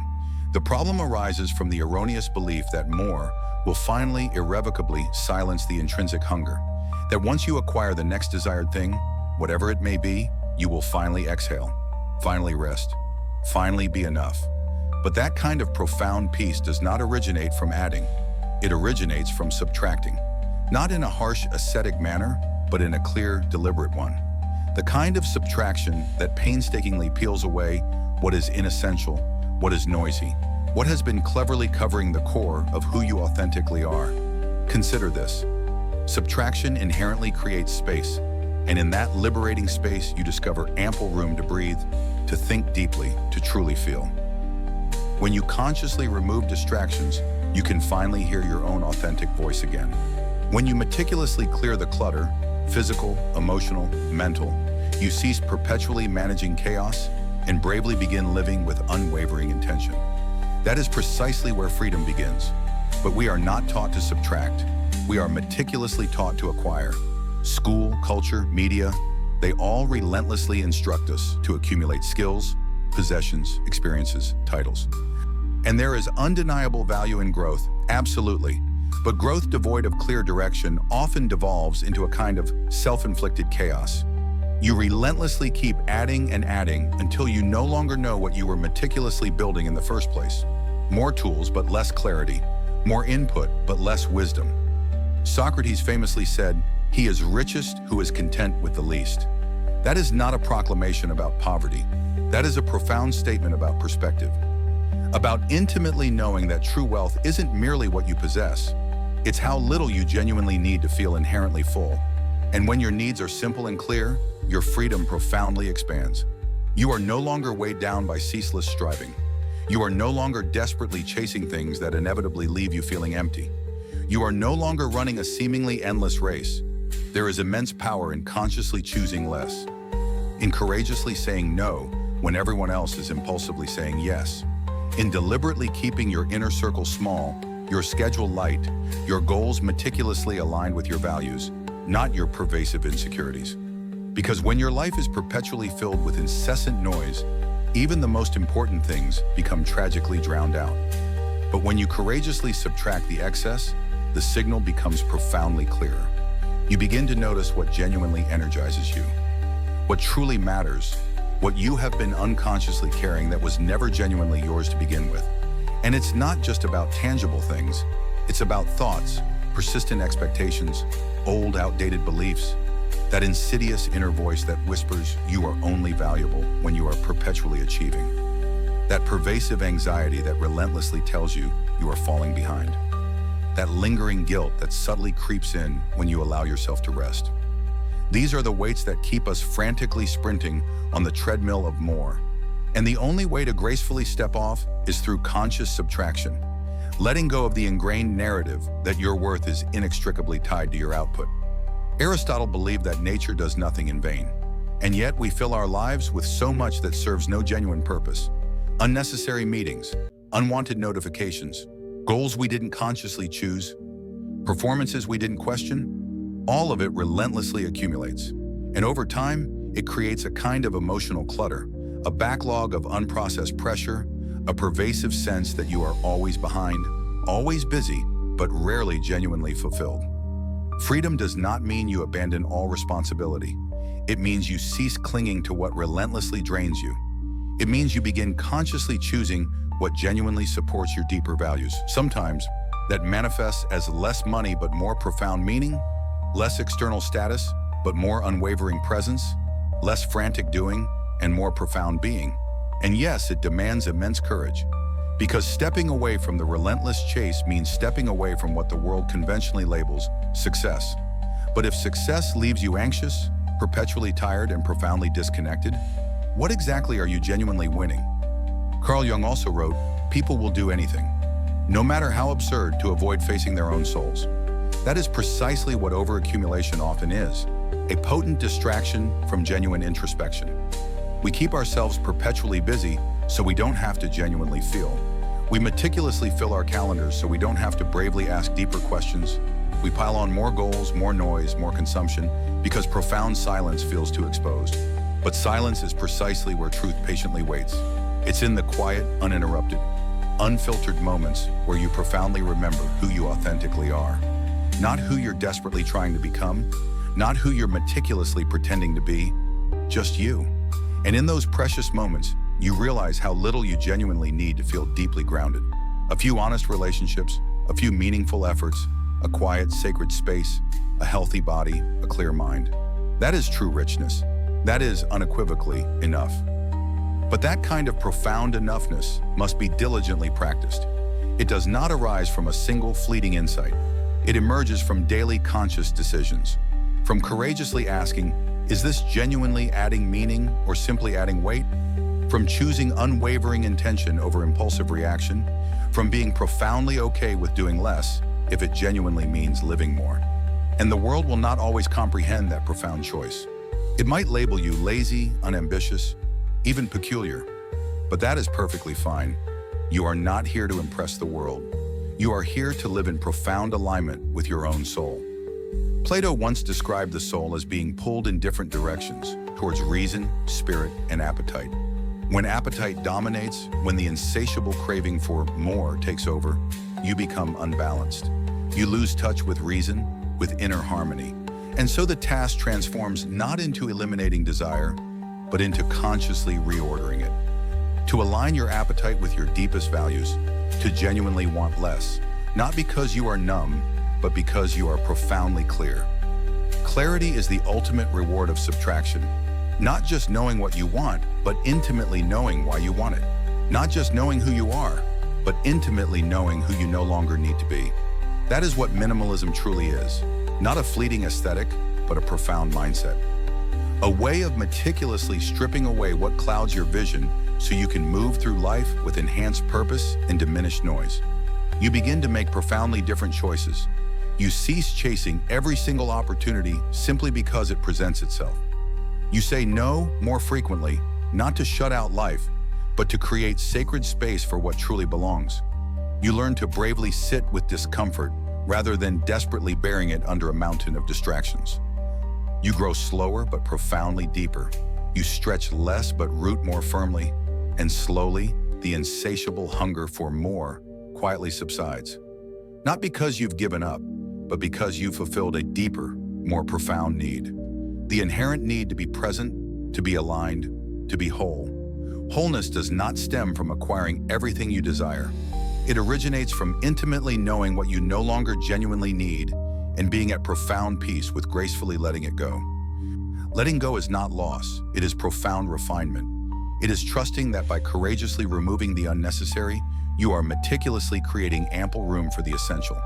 It is consciously choosing depth over breadth, being somewhere fully instead of everywhere halfway, doing fewer things but performing them exquisitely well, being genuinely known by a precious few instead of being superficially admired by countless individuals. In that liberating space, you discover profound freedom.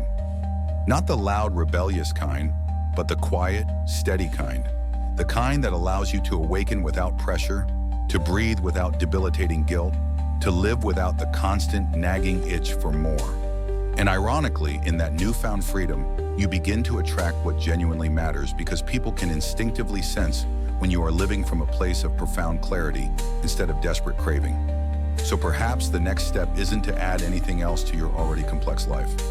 Maybe it's to courageously ask what you can remove. What is perpetually weighing you down, relentlessly cluttering your mind, irrevocably blocking your vision?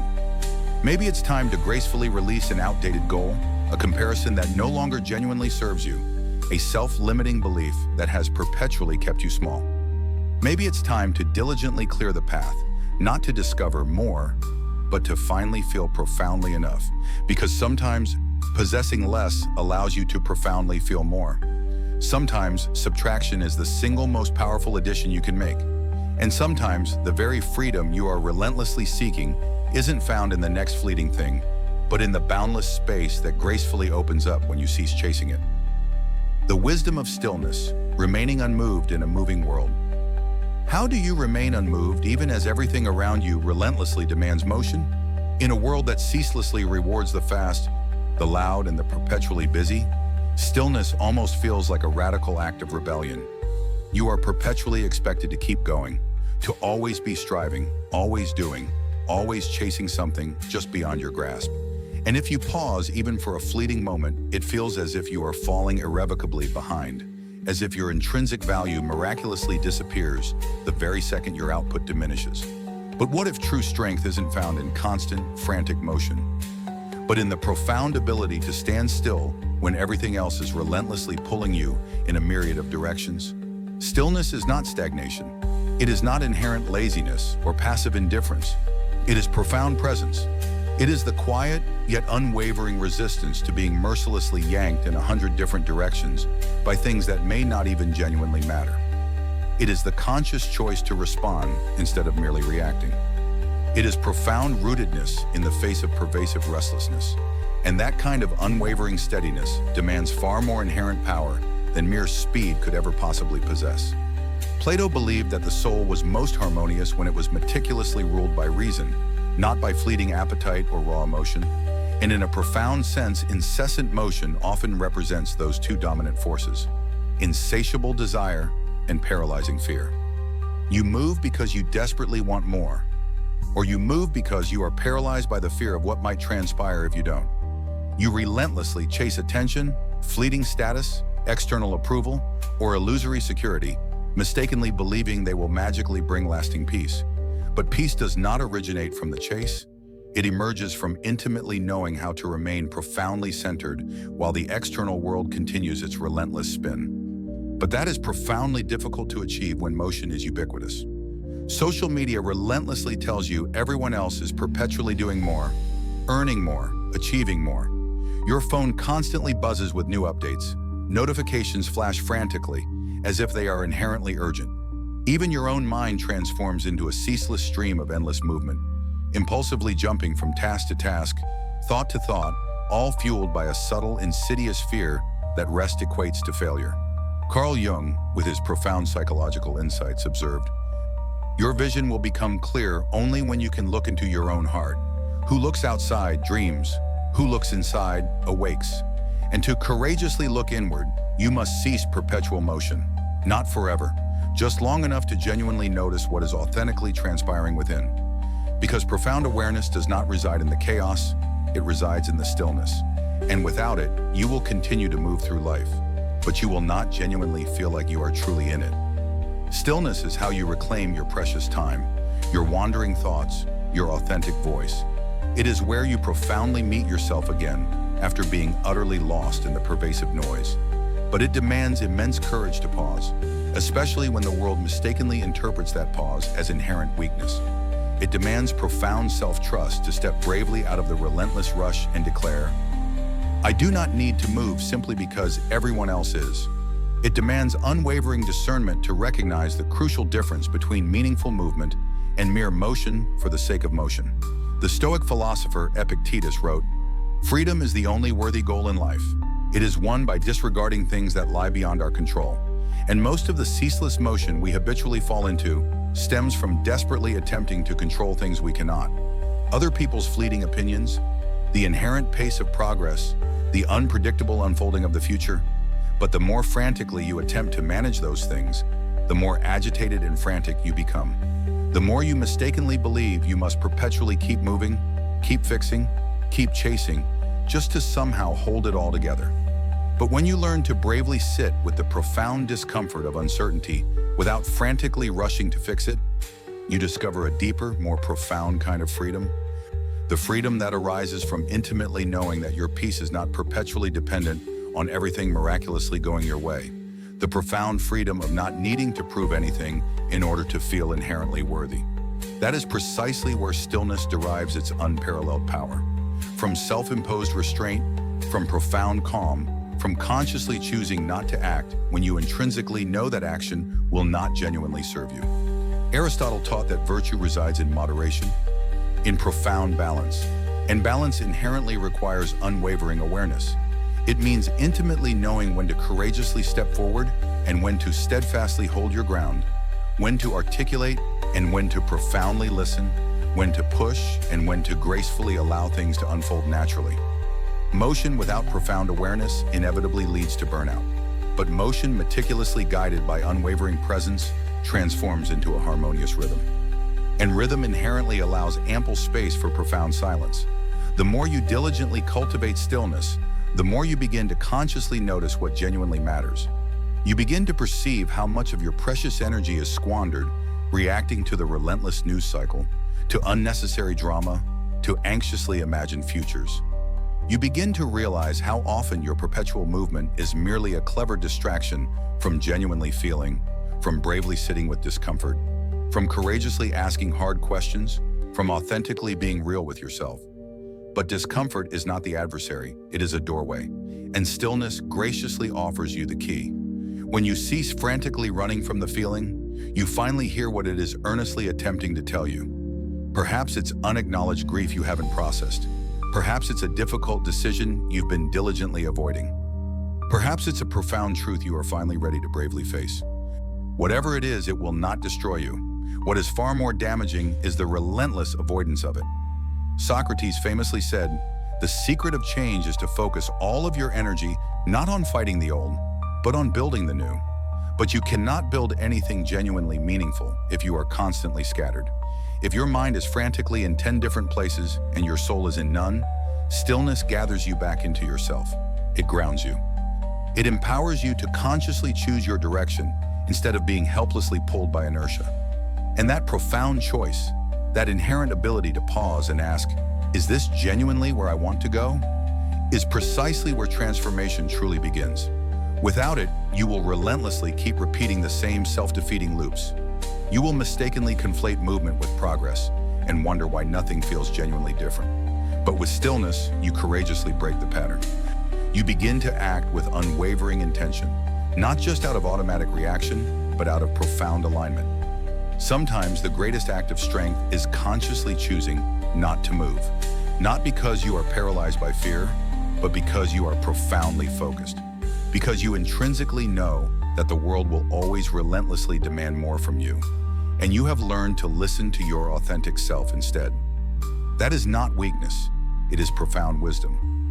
The kind of wisdom that emerges from courageously tuning out the incessant noise long enough to profoundly remember what you stand for. Jung believed that we all possess a true self hidden beneath the personas we meticulously adopt. The roles we play, the performances we meticulously give, the identities we meticulously curate, they are all a kind of motion, a constant shifting to seamlessly fit the world's pre-designed mold. But the true self does not need to move to be inherently enough. It just needs to be seen.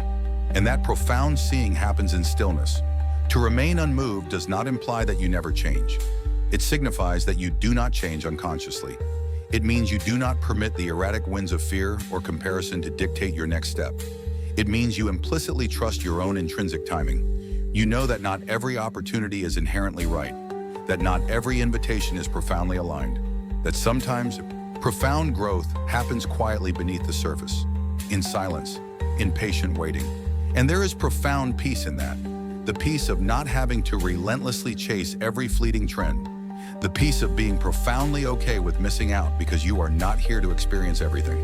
You are here to authentically experience what is inherently yours. And if you are always in perpetual motion, you will never truly know what that is. You will be too busy frantically chasing what's next to genuinely notice what's now. That is the ultimate irony. We mistakenly believe motion gives us life, but sometimes it merely prevents us from genuinely living it. The most vibrant, alive moments often transpire when we courageously slow down. A genuine conversation, a deep restorative breath, the tranquil stillness of a sunrise, the profound calm after a difficult truth has been spoken. These moments do not demand movement. They implore you to be profoundly present. Presence is the ultimate, authentic goal, not fleeting achievement, not external applause, just unwavering presence. Because when you are truly present, you do not need to force anything. You are not frantically rushing to prove or to earn. You are simply here, awake, profoundly alive in the moment. And from that deeply rooted place, even your smallest movements become sacred. Even your most minor actions carry profound weight. So, how do you remain unmoved in a world that never ceases to move? By consciously choosing stillness, not as a retreat, but as a profound return. A return to unwavering clarity, to profound presence, to your authentic self. By perpetually remembering that you do not have to keep up, you just have to show up fully.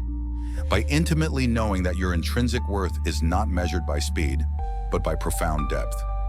By learning to listen more than you speak, to feel more than you perform, to be more than you do. Stillness is not a mere pause in your life. It is your life, the part of it that does not need external permission, that does not need perpetual motion to matter, that simply is, steady, rooted, and profoundly free. The forge of discomfort, what grows in hardship, what profoundly transpires when you meticulously train your body and mind to intentionally undertake difficult things, what truly blossoms in the fertile soil of discomfort that comfort can never possibly impart. The vast majority of people navigate their lives relentlessly chasing comfort, and it is entirely understandable. Comfort feels inherently good. It is soft, predictable. It demands very little from you. You don't have to stretch beyond your limits. You don't have to risk anything.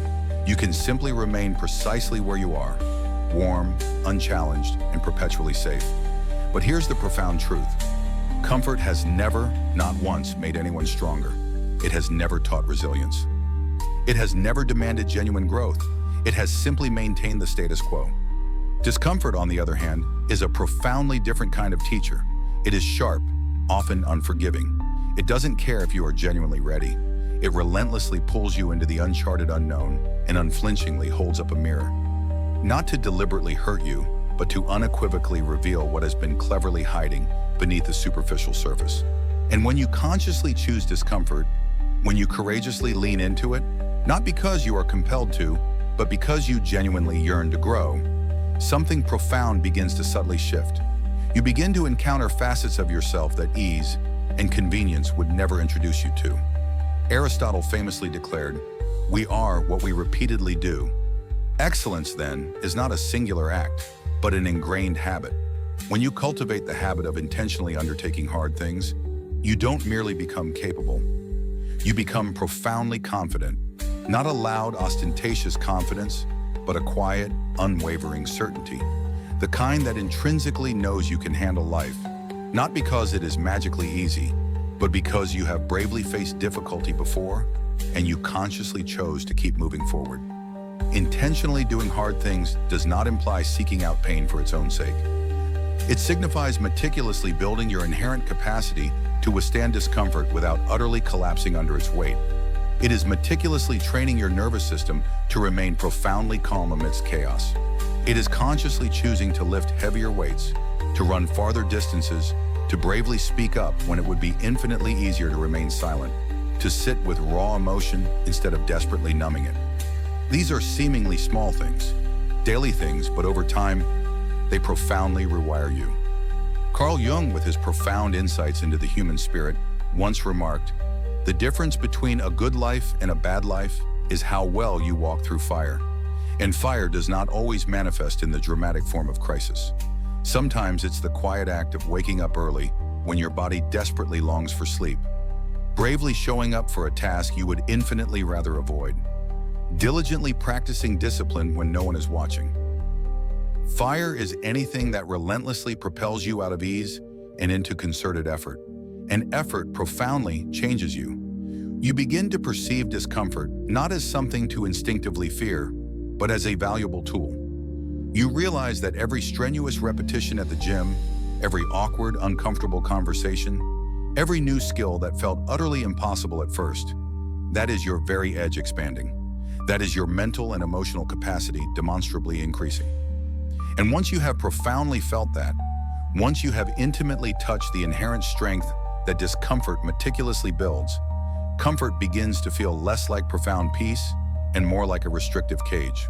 Plato believed that true learning does not originate from being passively told, but from direct experience, from arduous struggle, from the painstaking work of discovering profound truth for yourself. That profound principle applies universally here. Because what you profoundly discover when you lean into discomfort is that most of the self-imposed limits you mistakenly thought you possessed were simply untested.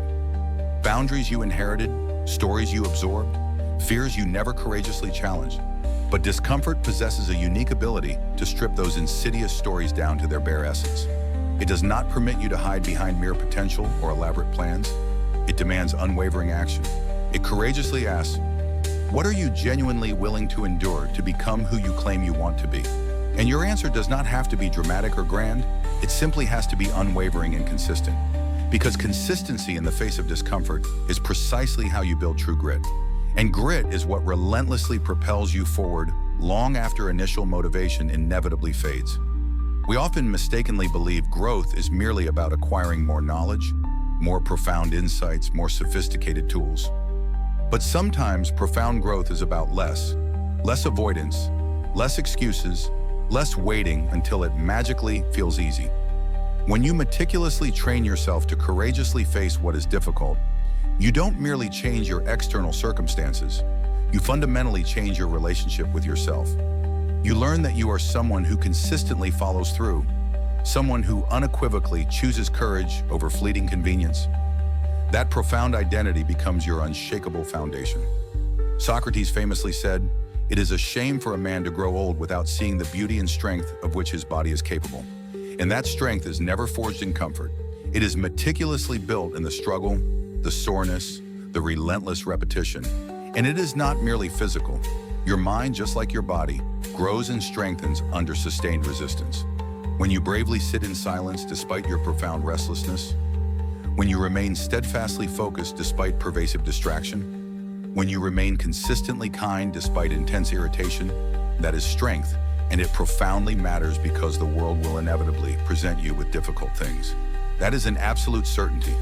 Loss, rejection, uncertainty. None of us are spared from it.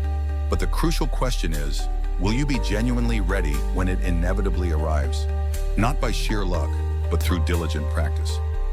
By consciously choosing every single day to meet yourself precisely where it is difficult, to actively seek out challenge, not because it is inherently fun, but because it profoundly forges character. And character is what consistently carries you when life veers irrevocably off plan. In a culture relentlessly obsessed with ease, two-day shipping, instant results, endless entertainment, consciously choosing to undertake hard things can feel almost unnatural. Like you are swimming against a powerful current. But perhaps that is precisely the point. Perhaps that upstream resistance is precisely what meticulously builds the kind of resilience that does not fracture under pressure. Perhaps the very moments where you desperately want to quit but courageously do not are what unequivocally reveal your true strength. And yes, it will be uncomfortable. It is supposed to be uncomfortable. Growth is inherently friction. It is you against your self-imposed limits, you against your ingrained excuses, you against that insidious voice in your head that whispers, "This is too much." But you will come to recognize that voice, and you will learn how to respond, not with force, but with unwavering resolve, with profound patience, with a steady willingness to bravely try again. Carl Jung spoke profoundly of individuation, the arduous process of becoming whole by integrating the unconscious parts of yourself. Intentionally doing hard things frequently brings those hidden parts to the surface. Your pervasive fear, your debilitating self-doubt, your relentless need for external approval, your ingrained impatience. But instead of frantically running from them, discomfort graciously offers you a chance to see them clearly, to diligently work with them, to profoundly grow, not in spite of them, but precisely because you bravely face them. It's not about achieving perfection. It's about becoming profoundly aware. Every single time you bravely show up in the face of difficulty, you are providing yourself with invaluable data. You are meticulously learning how you react under pressure, what ingrained patterns consistently emerge, what excuses you habitually lean on. And with that profound awareness, you gain the inherent power to change. That is what discipline truly is. Not punishment, but profound self-respect. It is eloquently saying, I care enough about the person I am becoming to push through what is profoundly uncomfortable. It is setting an unwavering standard, not because someone else expects it from you, but because you expect it from yourself. And over time, that standard profoundly shapes you. It becomes your new baseline. The fascinating aspect is that once you begin intentionally undertaking hard things, your inherent fear of them significantly diminishes. You realize they were never as unbearable as you initially imagined. That the most difficult part was often just the act of starting. That your mind dramatically amplifies the discomfort far more than the actual moment ever delivers. And that profound confidence, it is not meticulously built in comfort. It is meticulously built in the courageous decision to try, even when you are riddled with uncertainty.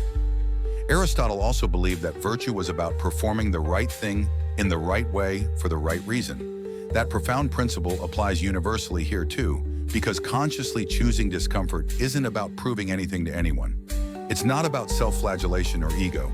It's about unwavering alignment, about becoming the kind of person who does not flinch when life inevitably becomes difficult, because you have diligently trained for it, and not just physically, but emotionally, mentally, and spiritually.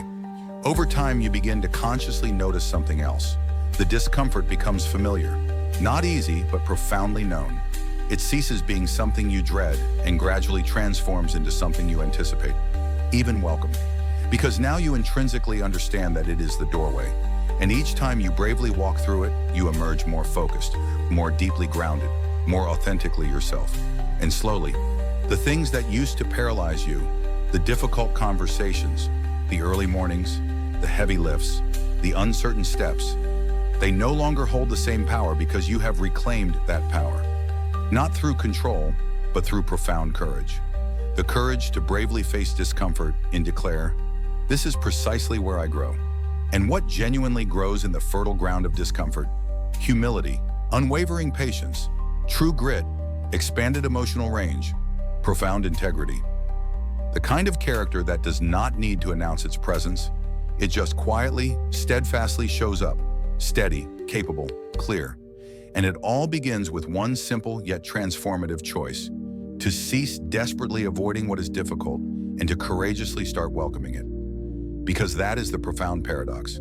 When you consciously choose discomfort, life miraculously becomes more manageable. Not because it gets inherently easier, but because you get stronger. Your inherent capacity grows exponentially. Your tolerance expands profoundly. Your peace deepens irrevocably. And the challenges that once felt utterly overwhelming transform into significant milestones that unequivocally mark your profound progress. So what genuinely transpires when you meticulously train your body and mind to intentionally undertake difficult things? You cease patiently waiting for life to be easy. You cease being paralyzed by the fear of struggle. You cease mistakenly conflating comfort with genuine joy. And you begin to become the kind of person who can meet life as it authentically is, messy, uncertain, exquisitely beautiful, and rise again and again. Not because it is easy, but because you have diligently trained for it. Because you chose to grow where most people choose to settle. Because you meticulously built strength where most people sought mere escape. Because you intimately learned in the fire of effort who you truly are. The unruled heart, feeling without being drowned. Should you merely listen to your emotions, or should you courageously interrogate them? How do we genuinely feel without being utterly ruled by the tumultuous tide of our internal landscape? Emotions are undeniably tricky. They rush in like powerful waves, often uninvited and frequently unexpected. A single word, a fleeting glance, a forgotten memory, and suddenly your body tenses. Your heart beats faster, a frantic rhythm, and an intricate story begins to relentlessly play in your mind. Perhaps it's searing anger, perhaps it's debilitating shame, perhaps it's effervescent joy or profound grief, or something you can't quite articulate. Emotions don't politely ask for permission. They simply appear, and in the raw, immediate moment, they feel like undeniable truth. But here's the crucial insight. Just because an emotion feels overwhelmingly real doesn't mean it's inherently right. It doesn't mean it's profoundly wise. It doesn't mean it deserves to unequivocally steer your actions. Carl Jung once declared, "Emotion is the chief source of all becoming.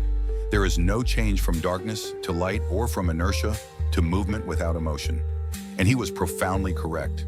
Emotion propels us forward. It awakens us. It drives us to act, to connect, to protect. But it can also cunningly mislead. It can profoundly distort. It can pull us into narratives that are far more rooted in the past than in the vibrant present. The ultimate goal isn't to ignore emotion altogether. That path leads to detrimental repression. And repression doesn't make emotions miraculously disappear. It merely pushes them deep underground where they fester silently and find darker, more insidious ways to emerge. The goal is something far subtler, to genuinely feel what we feel, but not be utterly ruled by it. To allow emotions to inform us without allowing them to dictate our every move. To create ample space for their profound message, and then consciously decide what to do with that information. That is precisely where interrogation comes into play. Not the harsh, self-punishing kind, but the curious, deeply grounded kind. You bravely ask, where is this feeling genuinely coming from? Is it about this present moment or something older, something deeply embedded that's being triggered? Is it requesting immediate action or simply profound attention? Emotions, much like children, often simply yearn to be seen and heard. When you dismiss them, they escalate into a scream. When you listen with unwavering compassion, they gently soften. They eventually pass.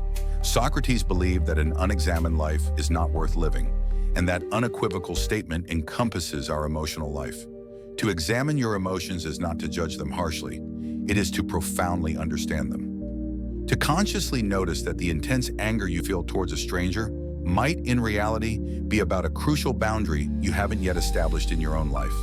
That your pervasive sadness might be unacknowledged grief you never allowed yourself time to process. That your consuming jealousy might be pointing towards a part of yourself you have persistently neglected. It demands profound self-awareness to humbly admit that, and unwavering patience. Because emotions do not arrive in neat, easily categorized compartments. They blur. One cleverly hides behind another. You mistakenly believe you're irritated, but in truth, you're deeply afraid.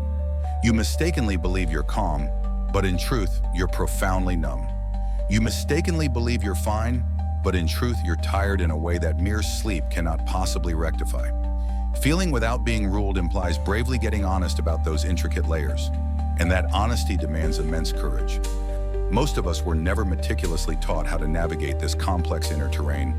We were brusquely told to calm down, toughen up, or simply be happy. Emotions were rigidly labeled as good or bad, weak or strong, and so we learned to hide, to perform, to skillfully fake it. But beneath the meticulously constructed surface, the authentic feelings continued to simmer, and without a healthy, constructive way to express them, they insidiously leak out in sharp sarcasm, in stubborn defensiveness, in pervasive avoidance, in passive aggression, in a heavy silence that communicates far too much. Aristotle believed that virtue resides in the delicate balance between extremes. Applied to emotion, this signifies not being utterly overtaken by them, but also not completely severing yourself from them. It's courageously walking the middle path, not reacting impulsively, but also not pretending you feel nothing at all. You acknowledge the emotion, you hold it gently. And then you ask, what is the wise response here? What truly serves the moment, the relationship, the unwavering truth? This doesn't always lead to comfort. Sometimes it leads to difficult conversations, to cleansing tears, to raw vulnerability. But there's profound strength in that, genuine strength. The kind that allows you to feel fully without losing your intrinsic sense of self. The kind that can bravely sit in sadness without needing to frantically escape. That can acknowledge profound fear without being utterly paralyzed by it. That can feel intense anger without allowing it to poison everything it touches. It's easy to mistakenly conflate emotional intelligence with emotional control. But intelligence is not about suppressing what you feel. It's about accurately naming it, profoundly understanding it, and then consciously choosing how to skillfully channel it. There's a crucial difference between reacting and responding. One is automatic, the other is profoundly intentional. One happens to you, the other flows through you. Plato once wrote that the human soul is akin to a chariot pulled by two horses, one noble, representing reason, and one wild, representing passion. The charioteer, your conscious self, must diligently learn how to guide both, not by ruthlessly killing the wild horse, but by learning how to skillfully steer it. Emotion possesses energy. It can destroy, or it can profoundly transform. It can wound, or it can awaken something far deeper within you. The ultimate outcome hinges on whether you are diligently driving or being helplessly dragged. And this is precisely where daily awareness assumes paramount importance. Noticing your ingrained patterns. Courageously asking what emotion consistently surfaces when you feel threatened, when you feel ignored, when you fail. Do you impulsively lash out? Do you defensively shut down? Do you desperately seek external validation? Or do you consciously take space, breathe deeply, reflect, and then genuinely choose? It's in these subtle micro moments that emotional maturity profoundly blossoms, not in the grand dramatic breakdowns, but in the small conscious choices. The deliberate pause before you reply, the deep breath before you impulsively yell, the walk you intentionally take instead of sending the text you will inevitably regret. Those are the moments where you diligently practice feeling without being ruled, where you meticulously train your nervous system to recognize that a feeling is not a command, it is a signal, and that signal is always attempting to communicate something vital to you. But signals demand precise interpretation. Just as physical pain in the body points to something hidden beneath the surface, emotional pain does too. It's a message, not an inherent threat. And the better you become at interpreting it, the less afraid you become of it. You cease desperately avoiding discomfort because you intrinsically know you can handle it. You have diligently trained for it. You have bravely sat with it before and unequivocally survived. Carl Jung believed that one does not become enlightened by merely imagining figures of light, but by making the darkness conscious. Emotional work is precisely that, making the darkness conscious, allowing the unspoken to courageously speak, permitting the denied to be fully seen, not to wallow in self-pity, but to profoundly integrate, to become whole. Because if you do not create ample space for your emotions, they will inevitably find space anyway, in your relationships, in your body, in your ingrained habits. Emotional suppression is not silence. It is delayed expression, and it often manifests precisely when you least expect it. So it is infinitely better to bravely face it now, gently, daily, before it is compelled to explode simply to garner your attention. None of this is easy, but it becomes easier with diligent practice. You begin to implicitly trust yourself more, to genuinely believe that you can feel profound sadness without utterly falling apart, that you can feel intense anger without irrevocably burning bridges, that you can feel boundless love without losing your inherent independence, that you can be profoundly human, flawed, complex, emotional, and still remain deeply grounded. Feeling without being ruled means meticulously building that inner ground, a sacred place within you that remains steadfast even as emotions relentlessly rise and fall, a core of unwavering self-awareness that is not shaken by every fleeting mood, every intrusive trigger, every overwhelming wave of feeling. That inner ground does not silence emotion, it holds it. It gently whispers, I see you, I hear you. Let's figure out what this means. And sometimes what it means is that you desperately need rest, or crucial boundaries, or genuine connection, or unwavering truth. The emotion is the signal. The wisdom is in the pause. The power is in the deliberate response. Socrates famously said, know thyself. That profound journey begins with intimately knowing what you genuinely feel. Not just what you meticulously present to the world, but what authentically lives inside. And once you know, once you truly know, you do not have to be ruled by it. You can feel and still consciously choose. You can ache profoundly and still act with boundless love. You can tremble uncontrollably and still bravely walk forward. That's the delicate balance. That's the arduous work. Not to cease feeling, but to begin relating to your feelings with unwavering clarity, with profound compassion, with immense courage. To cease anxiously asking, is this emotion good or bad? And instead courageously ask, what is it genuinely telling me? And how do I authentically want to respond? You will still make mistakes sometimes. You will still be reactive. You will still utter things you regret. That is perfectly okay. That is profoundly human. What truly matters is returning to unwavering awareness, returning to profound curiosity, returning to the part of you that intrinsically knows how to feel and choose. The part that listens without being helplessly led, that feels deeply without drowning. Because the ultimate goal isn't to escape emotion. The ultimate goal is to become someone who can hold it all and remain profoundly whole. Character as a foundation. Building what cannot fracture character is not a mere trait, not a fleeting belief, but an ingrained habit. How do you meticulously build a character so utterly solid that it doesn't fracture under immense pressure?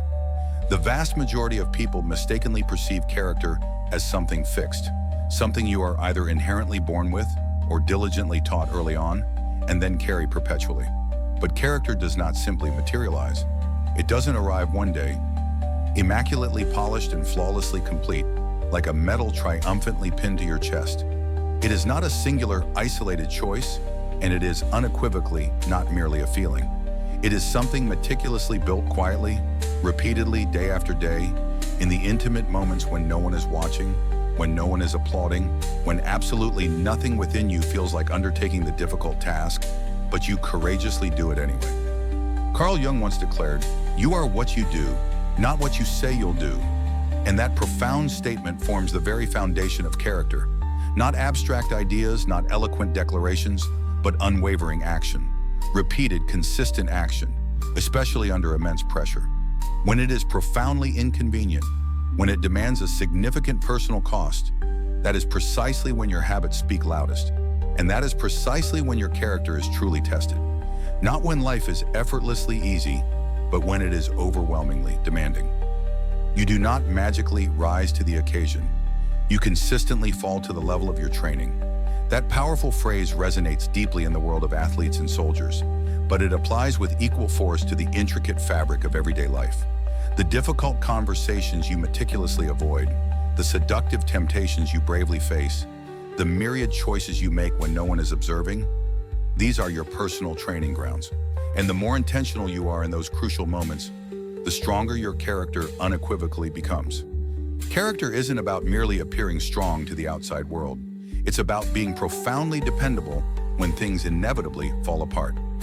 When meticulously laid plans unravel, when someone you trusted profoundly disappoints you, when everything within you desperately yearns to lash out or surrender entirely, that is the very fracture point.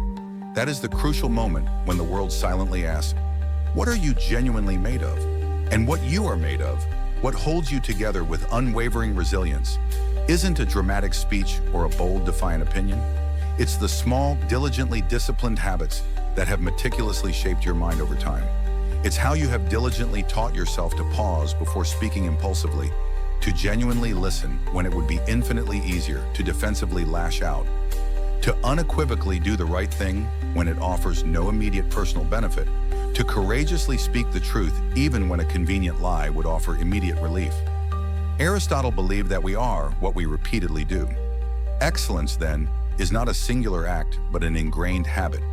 The same profound truth applies to unwavering integrity, to boundless courage, to profound honesty. These are not inherent traits you simply possess. They are intricate skills you diligently practice. And practice is not always glamorous. It is repetitive.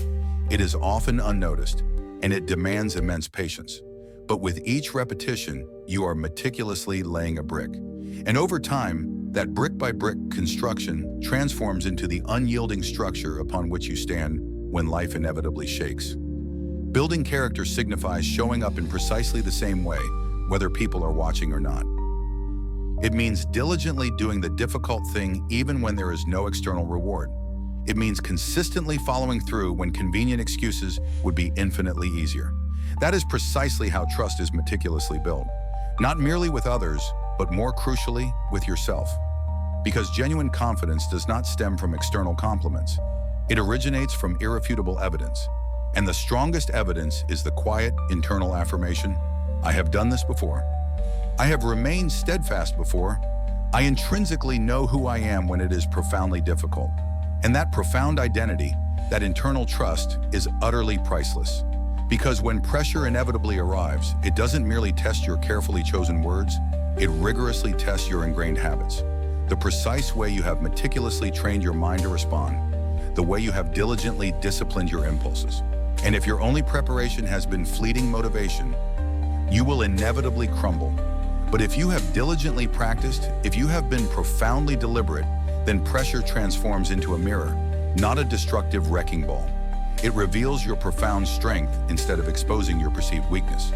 Plato once wrote about the harmonious symphony of the soul, the profound idea that reason must skillfully guide our desires and impulses. Character is that very harmony, meticulously built through conscious choices that profoundly align your thoughts, your words, and your actions. It does not imply that you do not feel fear or frustration. It signifies that you do not permit those fleeting feelings to dictate who you are. You still feel, you still struggle, but you do not permit the struggle to irrevocably rewrite your values. That is precisely what renders character so utterly solid. It is not rigid, it is not cold, it is responsive, not merely reactive. And it is that responsiveness, meticulously developed over time through unwavering self-awareness and consistent practice, that empowers you to steadfastly hold your ground when everything else feels profoundly uncertain. Socrates believed that the greatest way to live with honor in this world is to genuinely be what we outwardly pretend to be. And we all, at some point, engage in pretense. We perform, we project, we utter things we haven't yet genuinely earned. But the crucial distinction between pretending and truly becoming is diligent practice. Are you consistently moving towards unwavering alignment, or are you passively settling for a mere image? That question can be profoundly uncomfortable, but it is absolutely essential, because when your external image and your authentic actions do not align, something profound inside you begins to fracture. You feel it. That quiet, nagging gap between who you genuinely aspire to be and how you are currently showing up. That is not shame. It is a signal, an undeniable invitation to realign, not through guilt, but through unwavering discipline, through the deliberate shaping of your ingrained habits. Habits are everything here, because you will not be magically saved by your fleeting feelings when life inevitably becomes difficult. You will be saved by what you have diligently practiced, by the small, seemingly insignificant decisions you meticulously made when they didn't seem to matter, because eventually they do. Eventually, the ingrained habit of showing up punctually, of consistently keeping your word, of consciously choosing the difficult right over the easy wrong. Those choices profoundly matter. They are the intricate threads that meticulously hold your integrity together when the inevitable storm arrives. And the storm will come. That is not a question of if, but when. Someone will profoundly disappoint you. Life will take an unexpected, jarring turn. You'll feel utterly exhausted or intensely angry or profoundly uncertain. And that's precisely when you'll discover whether your character was mere decoration or an unshakable foundation, whether it was a fleeting performance or a deeply ingrained practice. Carl Jung believed that wholeness originates from integrating all parts of the self, not merely the parts we prefer. Character is painstakingly forged in that profound integration, in humbly acknowledging your flaws, your inherent limits, your stubborn blind spots, and consciously choosing discipline anyway. Choosing profound kindness even when you are consumed by bitterness. Choosing unwavering patience even when you are in excruciating pain. Choosing to live by your values, not your fleeting moods. This is not about achieving perfection. No one achieves this perfectly every single time. But every single time you choose what profoundly aligns over what is merely easy, you unequivocally strengthen the inherent structure. You meticulously add to the internal framework. And even if you falter, you now possess something solid to return to. A rhythm, an unwavering standard, a self that does not miraculously disappear under pressure. And the world instinctively senses the profound difference. You become someone others can implicitly trust, not because you utter the right things, but because you authentically live them. You become a calming, grounded presence, not because you never experience chaos, but because you have meticulously trained yourself to remain steadfast within it. You become someone who uplifts others, not because you perform strength, but because you have diligently practiced it. This is precisely how character seamlessly becomes habit. Not through forceful imposition, but through consistent repetition, through unwavering integrity in the small things, through maintaining profound presence, through being utterly honest about who you are tirelessly becoming. And that's the key. It's always a state of becoming. You are never truly finished. You are always diligently building, always meticulously refining, always returning to the profound question, who am I consciously choosing to be right now? That is the true test. Not who you were yesterday, not who you aspire to be in 10 years, but who you consciously choose to be in the next 5 minutes. That is precisely where character resides, in the tiny, unglamorous decisions that meticulously build your future identity, in the way you speak when you are annoyed, in the way you show up when you are utterly tired, in the myriad choices no one will ever know about, but you unequivocally do. So how do you meticulously build a character so utterly solid that it doesn't fracture under pressure? You meticulously build it in silence. You meticulously build it in routine. You meticulously build it in unwavering honesty. You meticulously build it by authentically living the values you claim again and again until they seamlessly become the very rhythm of your life. And when the pressure inevitably arrives, and it will, you won't have to frantically scramble to locate your strength. You'll already be standing firmly on it. Suffering as fuel. The alchemy of pain. Can suffering be courageously reframed as potent fuel? What if struggle is not something to frantically avoid, but something to skillfully utilize? We spend the vast majority of our lives desperately attempting to escape pain. We unequivocally label it as bad, something to resist fiercely, something that inherently signifies we have strayed off course. Struggle is routinely perceived as a clear sign that something is profoundly wrong. But what if that ingrained idea isn't entirely accurate? What if suffering isn't a mere detour, but an intrinsic, unavoidable part of the path itself? Because suffering will come, whether we meticulously plan for it or not. Pain is inextricably stitched into the very fabric of the human experience. We lose things. We fail. We fall short of expectations. People inevitably leave. Carefully constructed plans collapse. Expectations go tragically unmet. And in those raw, painful moments, the first instinct is to instinctively pull away, to retreat into ourselves, to desperately shield ourselves from the searing burn. But sometimes it is that very burn that profoundly awakens us. Sometimes it is the persistent ache that clears the pervasive fog and unequivocally shows us what genuinely matters. Carl Jung once said, "There is no coming to consciousness without pain," and he meant it quite literally. Until something profoundly shakes us, we typically do not look inward. We remain on the superficial surface, passively coasting, naively assuming we are fine. It is only when we are compelled to feel deeply that we begin to courageously ask better questions. The kind of questions that do not have easy answers. The kind that inevitably lead us deeper into ourselves. Suffering, as profoundly painful as it inherently is, also mercilessly strips away illusion. When you are in profound pain, you cease pretending. You cease performing. You discern who your genuine friends are. You perceive what values unwaveringly hold up under immense pressure. You discover which parts of you were meticulously built for show and which parts were painstakingly built to last. Pain reveals, not gently, but with brutal honesty. And there's something profoundly powerful about that. When you cease frantically running from your suffering and courageously begin to listen to its profound message, it undergoes a fundamental shift. It ceases being something you're desperately trying to numb or escape, and it transforms into a teacher, a powerful force that meticulously shapes you, not passively, but actively. If you permit it, struggle doesn't just change your life, it fundamentally reshapes your character. Plato believed that pain and pleasure were intimately connected, that they frequently chase each other in rapid succession. And that is undeniably true. Some of the deepest peace emerges after the most tumultuous storms. Some of the strongest relationships are painstakingly forged after walking through profound pain together. Some of the clearest insights only manifest after bravely sitting in silence with your suffering, allowing it to eloquently speak its truth. But this does not imply glorifying pain for pain's sake. This is not about actively seeking suffering.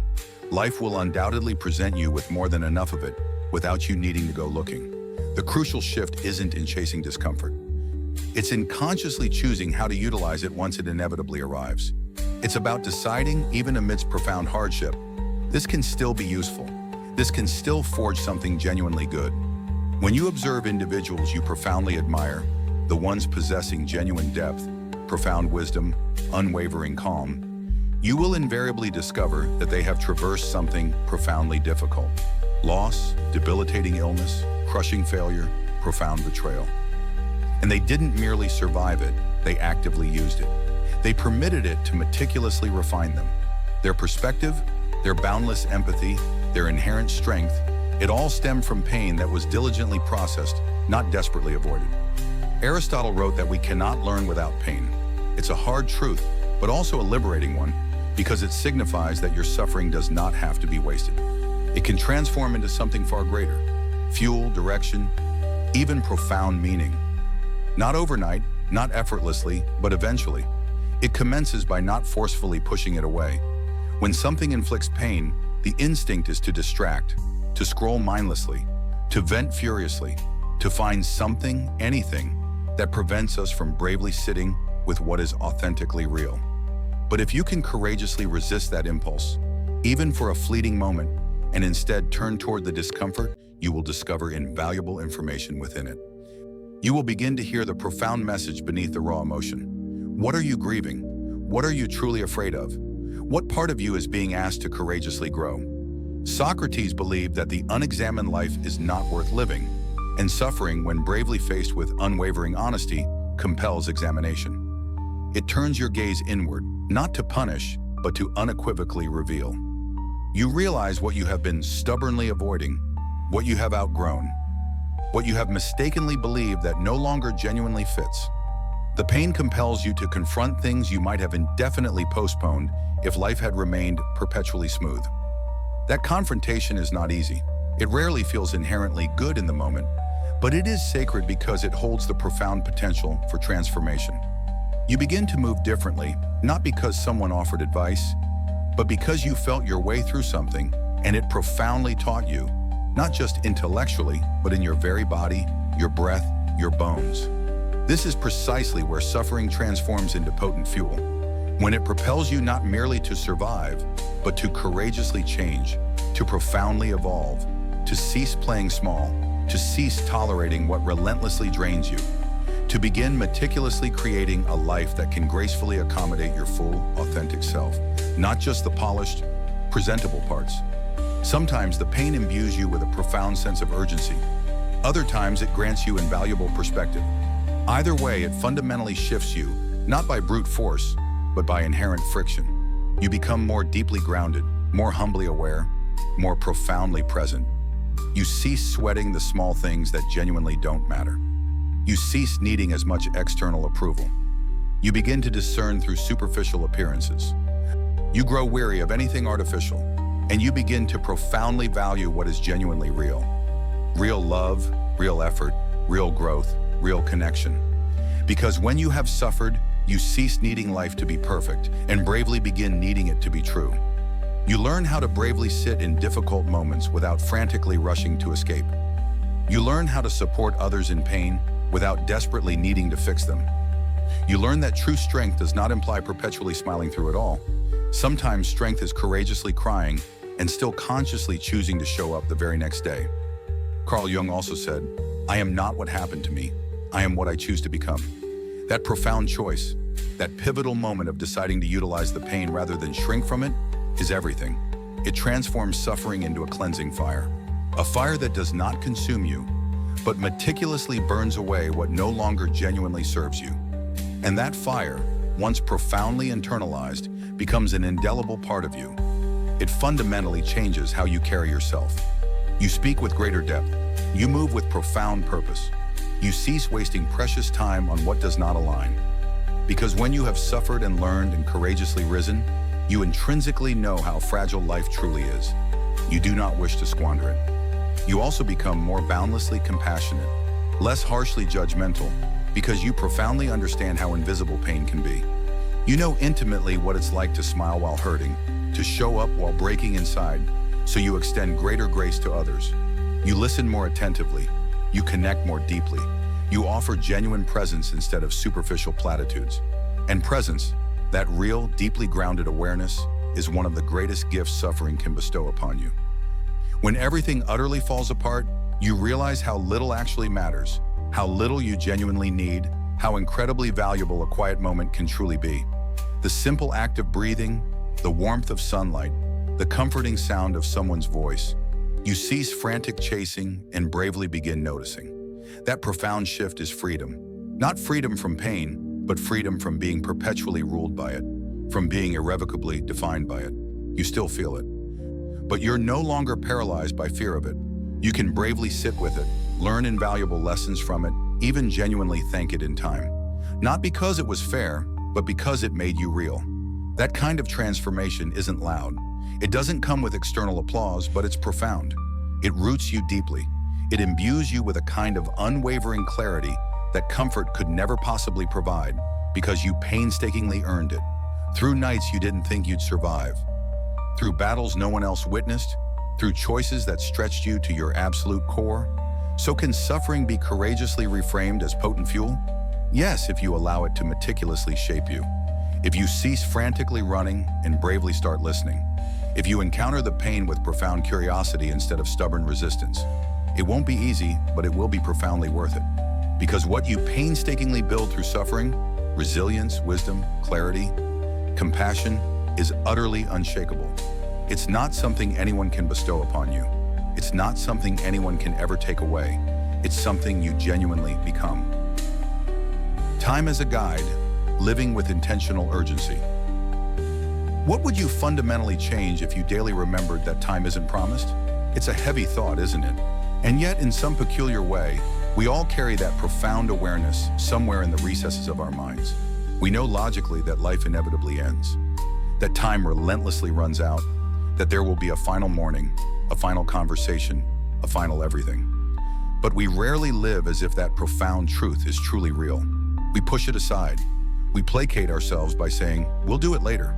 We treat time like a perpetually refillable glass, always more where that came from, until one day there isn't. And that is not intended to be morbid. It is intended to be clarifying.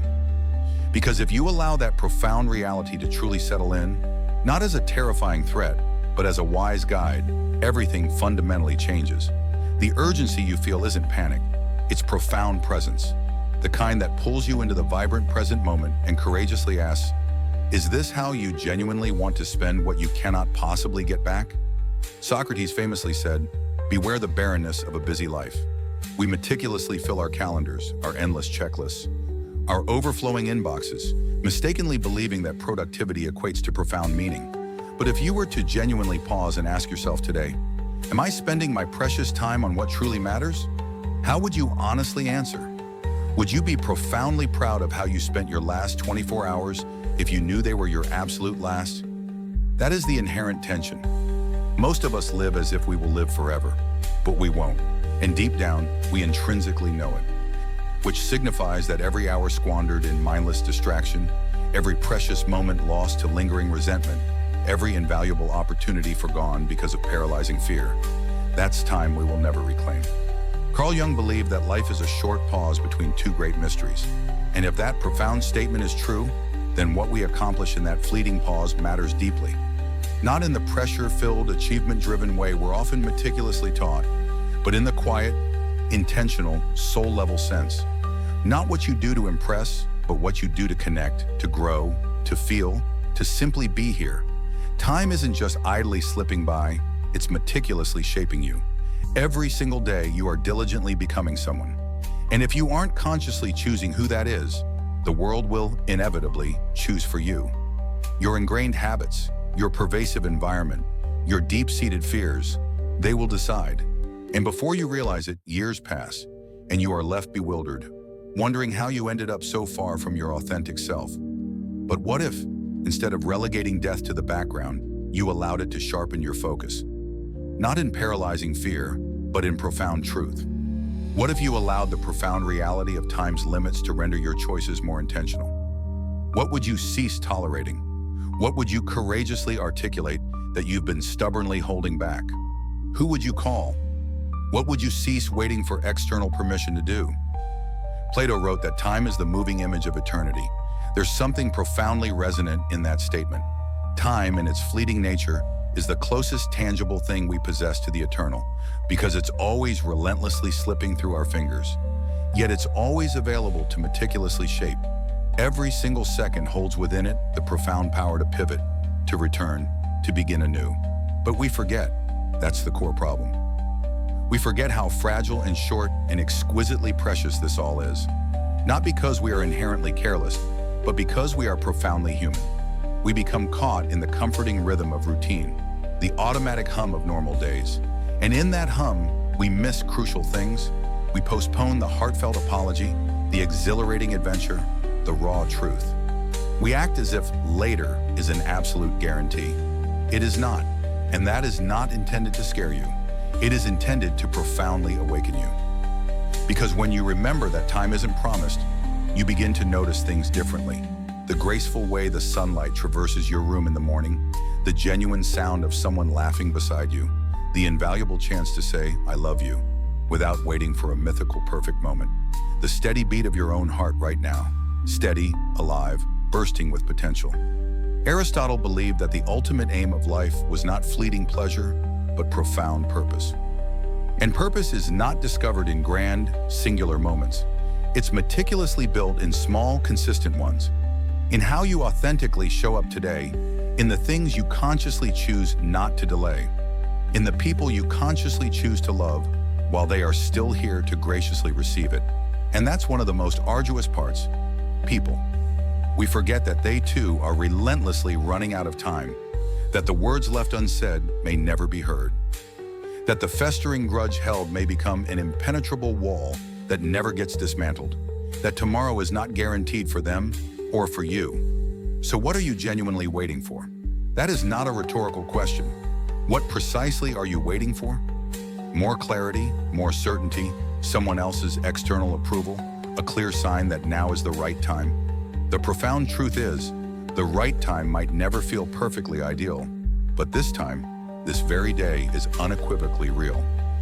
And it's all you truly possess. Every ambitious dream, every courageous bold move, every act of boundless love or profound forgiveness or unwavering courage, it all has to commence now. Not when it's easier, not when you magically feel ready. Now. Because the cost of waiting is initially invisible. You don't feel it immediately. A day slips by, and then a week, then a year, then a decade.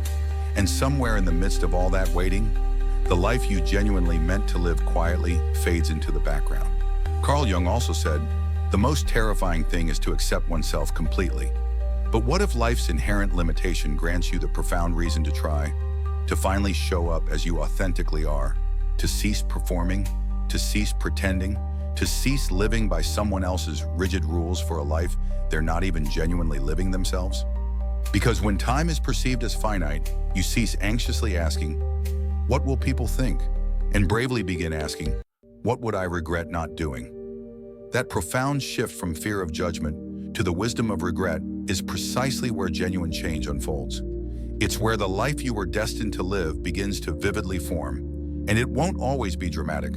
Sometimes it's simply choosing to spend your morning differently, to intentionally turn off your phone and write, to embark on a walk and genuinely look at the world around you, to hug someone a little longer, to speak more slowly, more thoughtfully, to listen intently without meticulously planning your reply. These are not grand gestures, but they are the intricate architecture of a profoundly meaningful life. Socrates said, "Death may be the greatest of all human blessings, not because it's easy, but because it brings life into sharp, unforgiving relief. It reminds us what genuinely matters, and more importantly, what absolutely doesn't. You begin to care less about fleeting status, about desperately proving yourself, about accumulating material possessions that gather dust while your soul grows restless. You begin to courageously trade image for profound depth, external approval for unwavering alignment, the temporary for the timeless.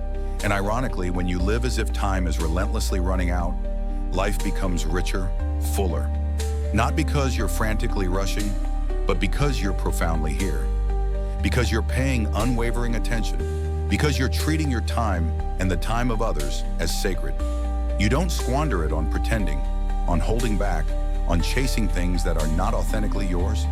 You generously give your time to what genuinely feeds your soul, to who truly needs you, to what you yearn to leave behind, not in material possessions, but in how you loved, how you showed up, how you made people genuinely feel. So what would you change if you daily remembered that time isn't promised? Perhaps you'd forgive faster. Perhaps you'd risk more boldly.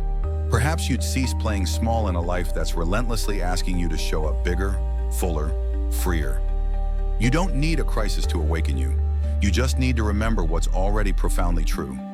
That life is fragile, time is fleeting, and you right now are gloriously alive. So don't wait. Write the thing, say the words, be kind, be bold, be real. Because the clock is relentlessly ticking, and that's not something to fear. It's something to actively use. The unseen power. What if applause meant nothing? What would you genuinely pursue if external applause meant absolutely nothing to you? It's an uncomfortable question, isn't it? Because so much of what we do, even the endeavors that feel inherently noble or critically important, carries some small, lingering hope of recognition, of external approval, of resounding applause. We post, we speak, we share, we diligently work. Not always purely for the sheer joy of it, but for the elusive affirmation that inevitably follows. Someone sees us, someone nods in agreement, someone whispers, "You're doing great." And suddenly the arduous effort feels profoundly worthwhile. But what if that external response miraculously disappeared? What if no one applauded, no one liked, no one followed or praised? Would the work still intrinsically matter to you? That is the crucial dividing line between outer validation and intrinsic inner purpose. Carl Jung once said, "The privilege of a lifetime is to become who you truly are. Not who others celebrate, not who they admire, but who you authentically are, without the performance, without the mask, without desperately needing an audience." It's not that recognition is inherently wrong. We all, in our deepest selves, yearn to be seen. We all desire our efforts to genuinely matter.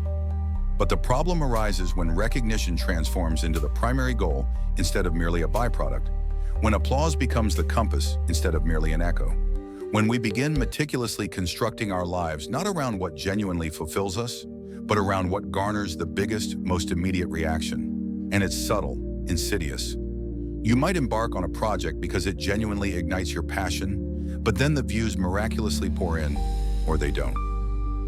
The feedback relentlessly rolls in, or it doesn't, and you subtly adjust. You begin chasing what's loud instead of what's real. Slowly, imperceptibly, you trade your true, authentic voice for a more marketable one. Not because you are inherently dishonest, but because fleeting attention feels inherently good, and profound silence feels disconcertingly like failure. But is it? Socrates believed that the unexamined life is not worth living. That profound statement unequivocally includes asking why you do what you do. Who are you truly attempting to impress? And, more importantly, what would authentically remain if the spotlight abruptly extinguished? Because there's a profound kind of clarity that emerges when you cease desperately chasing applause. A profound stillness. You begin to listen inward instead of frantically scanning outward. You begin to courageously ask better questions. Not will they like this, but does this genuinely matter to me?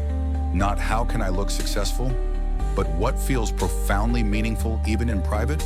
That subtle shift can be profoundly disorienting because we're meticulously trained to seek external feedback. We habitually measure ourselves by external reaction. If no one applauds, we anxiously wonder if we missed something crucial. But sometimes the most important paths are the quiet ones, the ones without a cheering crowd, the ones that demand solitude, unwavering faith, and the kind of profound strength that does not require external validation to be sustained. Aristotle said, "Knowing yourself is the beginning of all wisdom." But profoundly knowing yourself demands stripping away everything that was meticulously added to please others. The layers, the prescribed roles, the elaborate performances. Who are you without the likes, the relentless metrics, the carefully constructed reputation? What would you still awaken genuinely excited to do, even if no one ever genuinely thanked you for it? What would you diligently study if no one ever asked for your specialized expertise? What would you courageously build if you knew it might take years before anyone noticed, or if they never did? These are the questions that relentlessly pull you closer to your authentic self. They're uncomfortable because they compel you to confront your underlying motives. And not all of them will be inherently pure. That's perfectly okay. The ultimate point isn't perfection, it's unwavering honesty. To courageously declare, yes, I enjoy being seen, but I genuinely want to perform the work even when I'm not. That is precisely where profound meaning resides, because applause inevitably fades every time. Even the loudest cheers eventually grow quieter. The fickle crowd moves on. Tastes shift. People forget. And if your ultimate purpose was meticulously built on being praised, what transpires when profound silence descends? Plato once wrote that the greatest wealth lies in living content with little. That profound statement applies not just to material possessions, but to attention. To be profoundly content with your own internal approval. To intrinsically know, deep down, that your work matters because it's profoundly aligned, not because it's currently trending. That's true freedom. Freedom from desperately chasing trends that utterly exhaust you. Freedom from perpetually bending yourself to seamlessly fit someone else's expectations. Freedom to courageously say no to what's popular so you can unequivocally say yes to what's profoundly personal. And that freedom expands exponentially when you meticulously build your life on unwavering values, not fleeting vanity. There's a profoundly different kind of applause. It doesn't emanate from a vast crowd. It arises from your own profound conscience, from the quiet, internal sense that what you are diligently doing is unequivocally true, that you are living in profound rhythm with yourself, that your days meticulously align with your unwavering principles. Even if they never make headlines, you'll intrinsically know you're close to that when you cease needing to meticulously explain yourself. When you cease feeling the compulsive urge to justify your unique path to people who are not genuinely living it themselves.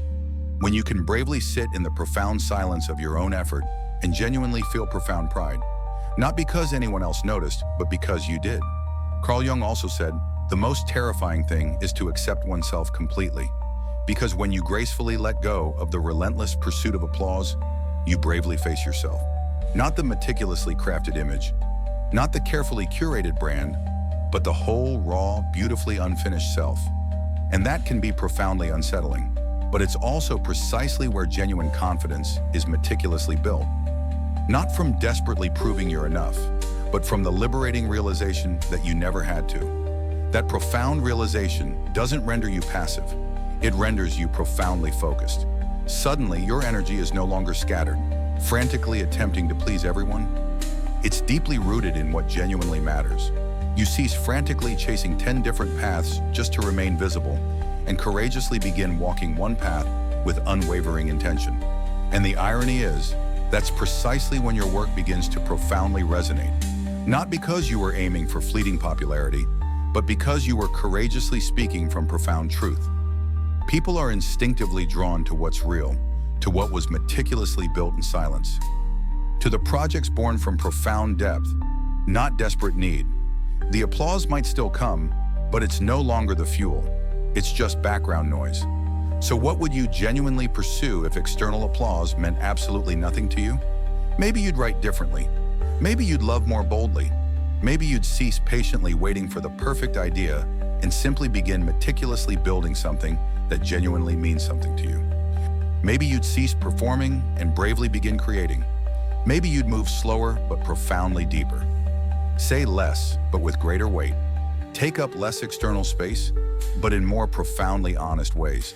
You don't have to abandon visibility altogether, but you don't have to be owned by it either. You can allow your work to be seen without allowing it to be defined by how it's received. You can share without performing, build without chasing. You can create from a place that's deeply rooted in truth, not in the paralyzing fear of being forgotten. Because here's what truly matters. When you lay your head down at the end of the day, can you genuinely say, I authentically showed up for what truly matters to me? That's the applause that genuinely counts. And you don't need a grand stage for that. Just profound presence, just unwavering courage, just the willingness to diligently perform the work, even when no one is clapping. The unbreakable spirit, power beyond visibility.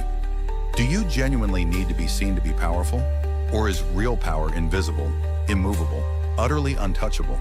There's something undeniably seductive about being seen. In a world meticulously constructed around display, social platforms, tangible status symbols, public performance, it's remarkably easy to mistakenly conflate visibility with intrinsic value. When people notice you, follow you, talk about you, it feels like external confirmation, like irrefutable proof that you're diligently doing something right, that you inherently matter. But fleeting attention is not power. It's merely a currency, and one that is fleeting, fragile, and often profoundly empty. True power does not need to announce its presence. It does not reside in the ephemeral spotlight. It lives in profound stillness, in quiet, intrinsic knowing, in actions that demand no applause. Plato once said, "The measure of a man is what he does with power." But what kind of power was he genuinely referring to? Not just the kind that governs nations or leads armies, not the loud, overt kind. He meant the inner strength to govern oneself, to act with unwavering principle even when no one is observing. That is the very foundation of real power. Not control over others, but profound command over yourself. The kind of power that doesn't ostentatiously show off because it fundamentally doesn't need to. It's complete in itself. We're meticulously taught to chase the visible, to collect gleaming trophies, to be perpetually talked about. But when power is contingent upon being seen, it's never truly secure because you're perpetually one step away from being ignored. One subtle shift in public opinion, one minor algorithm update, one fleeting scandal, and the fickle spotlight invariably moves on. That's the inherent problem with meticulously building your intrinsic worth on external visibility.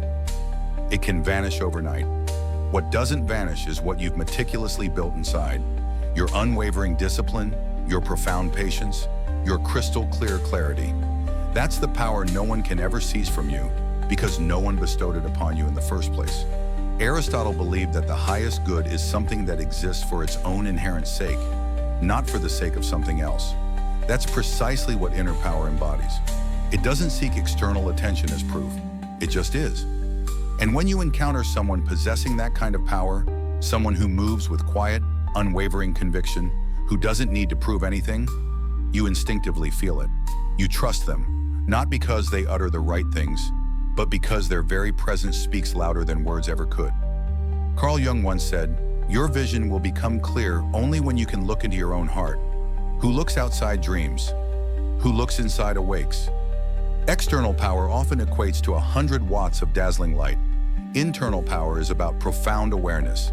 It's about intimately knowing what profoundly drives you, what genuinely scares you, what deeply grounds you, and then diligently living in unwavering alignment with that profound self-knowledge.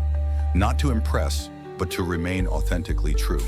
That kind of power is often invisible, because it's not about domination or performance. It's not loud or forceful. It's not meticulously built on how many people you can influence, but how deeply you've intimately met yourself. And that profound self-knowledge creates a kind of unshakable immovability. Not because you're inherently stubborn, but because you've already diligently performed the inner work. You don't panic when external opinions shift. You don't collapse when the room falls silent. You remain steadfast because you weren't performing to begin with. But it's profoundly tempting to relentlessly chase the visible, especially in a world that mistakenly equates presence with irrefutable proof. If they're everywhere, they must be important. If people are listening, they must be right. But attention isn't always earned through merit, and fleeting popularity doesn't equate to unwavering truth. Sometimes the most powerful voices are the ones you never hear because they are diligently doing the work, not incessantly talking about it. There's a crucial difference between being impressive and being truly powerful. Impressive is meticulously curated. It's intricately designed to dazzle, to gather applause, but it often dissipates once the moment fades. Power, genuine power, lingers.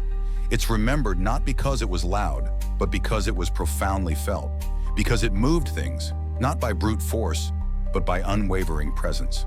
Socrates believed that the soul's greatest task was to care for itself, to diligently pursue virtue, not fleeting vanity. And virtue isn't showy or ostentatious. It's inherently stable. It's painstakingly earned in private, in the conscious choices you make when no one is observing, in the unwavering standards you uphold when it would be infinitely easier to compromise, in the inherent strength to remain profoundly calm when others are consumed by panic, in the profound ability to gracefully walk away when something isn't right, even if it costs you external attention. That's power. It doesn't scream, it doesn't chase, it doesn't flinch, it just is, rooted, steady, profoundly focused. And the people who embody that kind of power, you might not see them trending on social media. You might not hear them speaking up every time the world expects it, but their presence carries immense weight because they're deeply anchored. They don't move with every fickle breeze. They don't rise and fall with the ebb and flow of applause. They meticulously build their lives not around being seen, but around being profoundly true. That kind of power doesn't demand external permission. It doesn't patiently wait for external validation. It doesn't require a grand platform to make a profound impact. It moves through unwavering intention, through quiet action, through profound alignment. It's less concerned with how things superficially appear and more concerned with whether they are authentically right.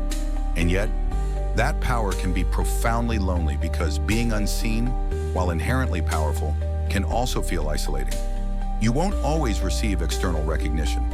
People may misunderstand you. They might anxiously inquire why you don't promote yourself more, why you don't engage in the conventional game, why you don't frantically chase the same metrics they do, and you'll have to make a conscious decision. Do I want to be noticed or do I want to be solid?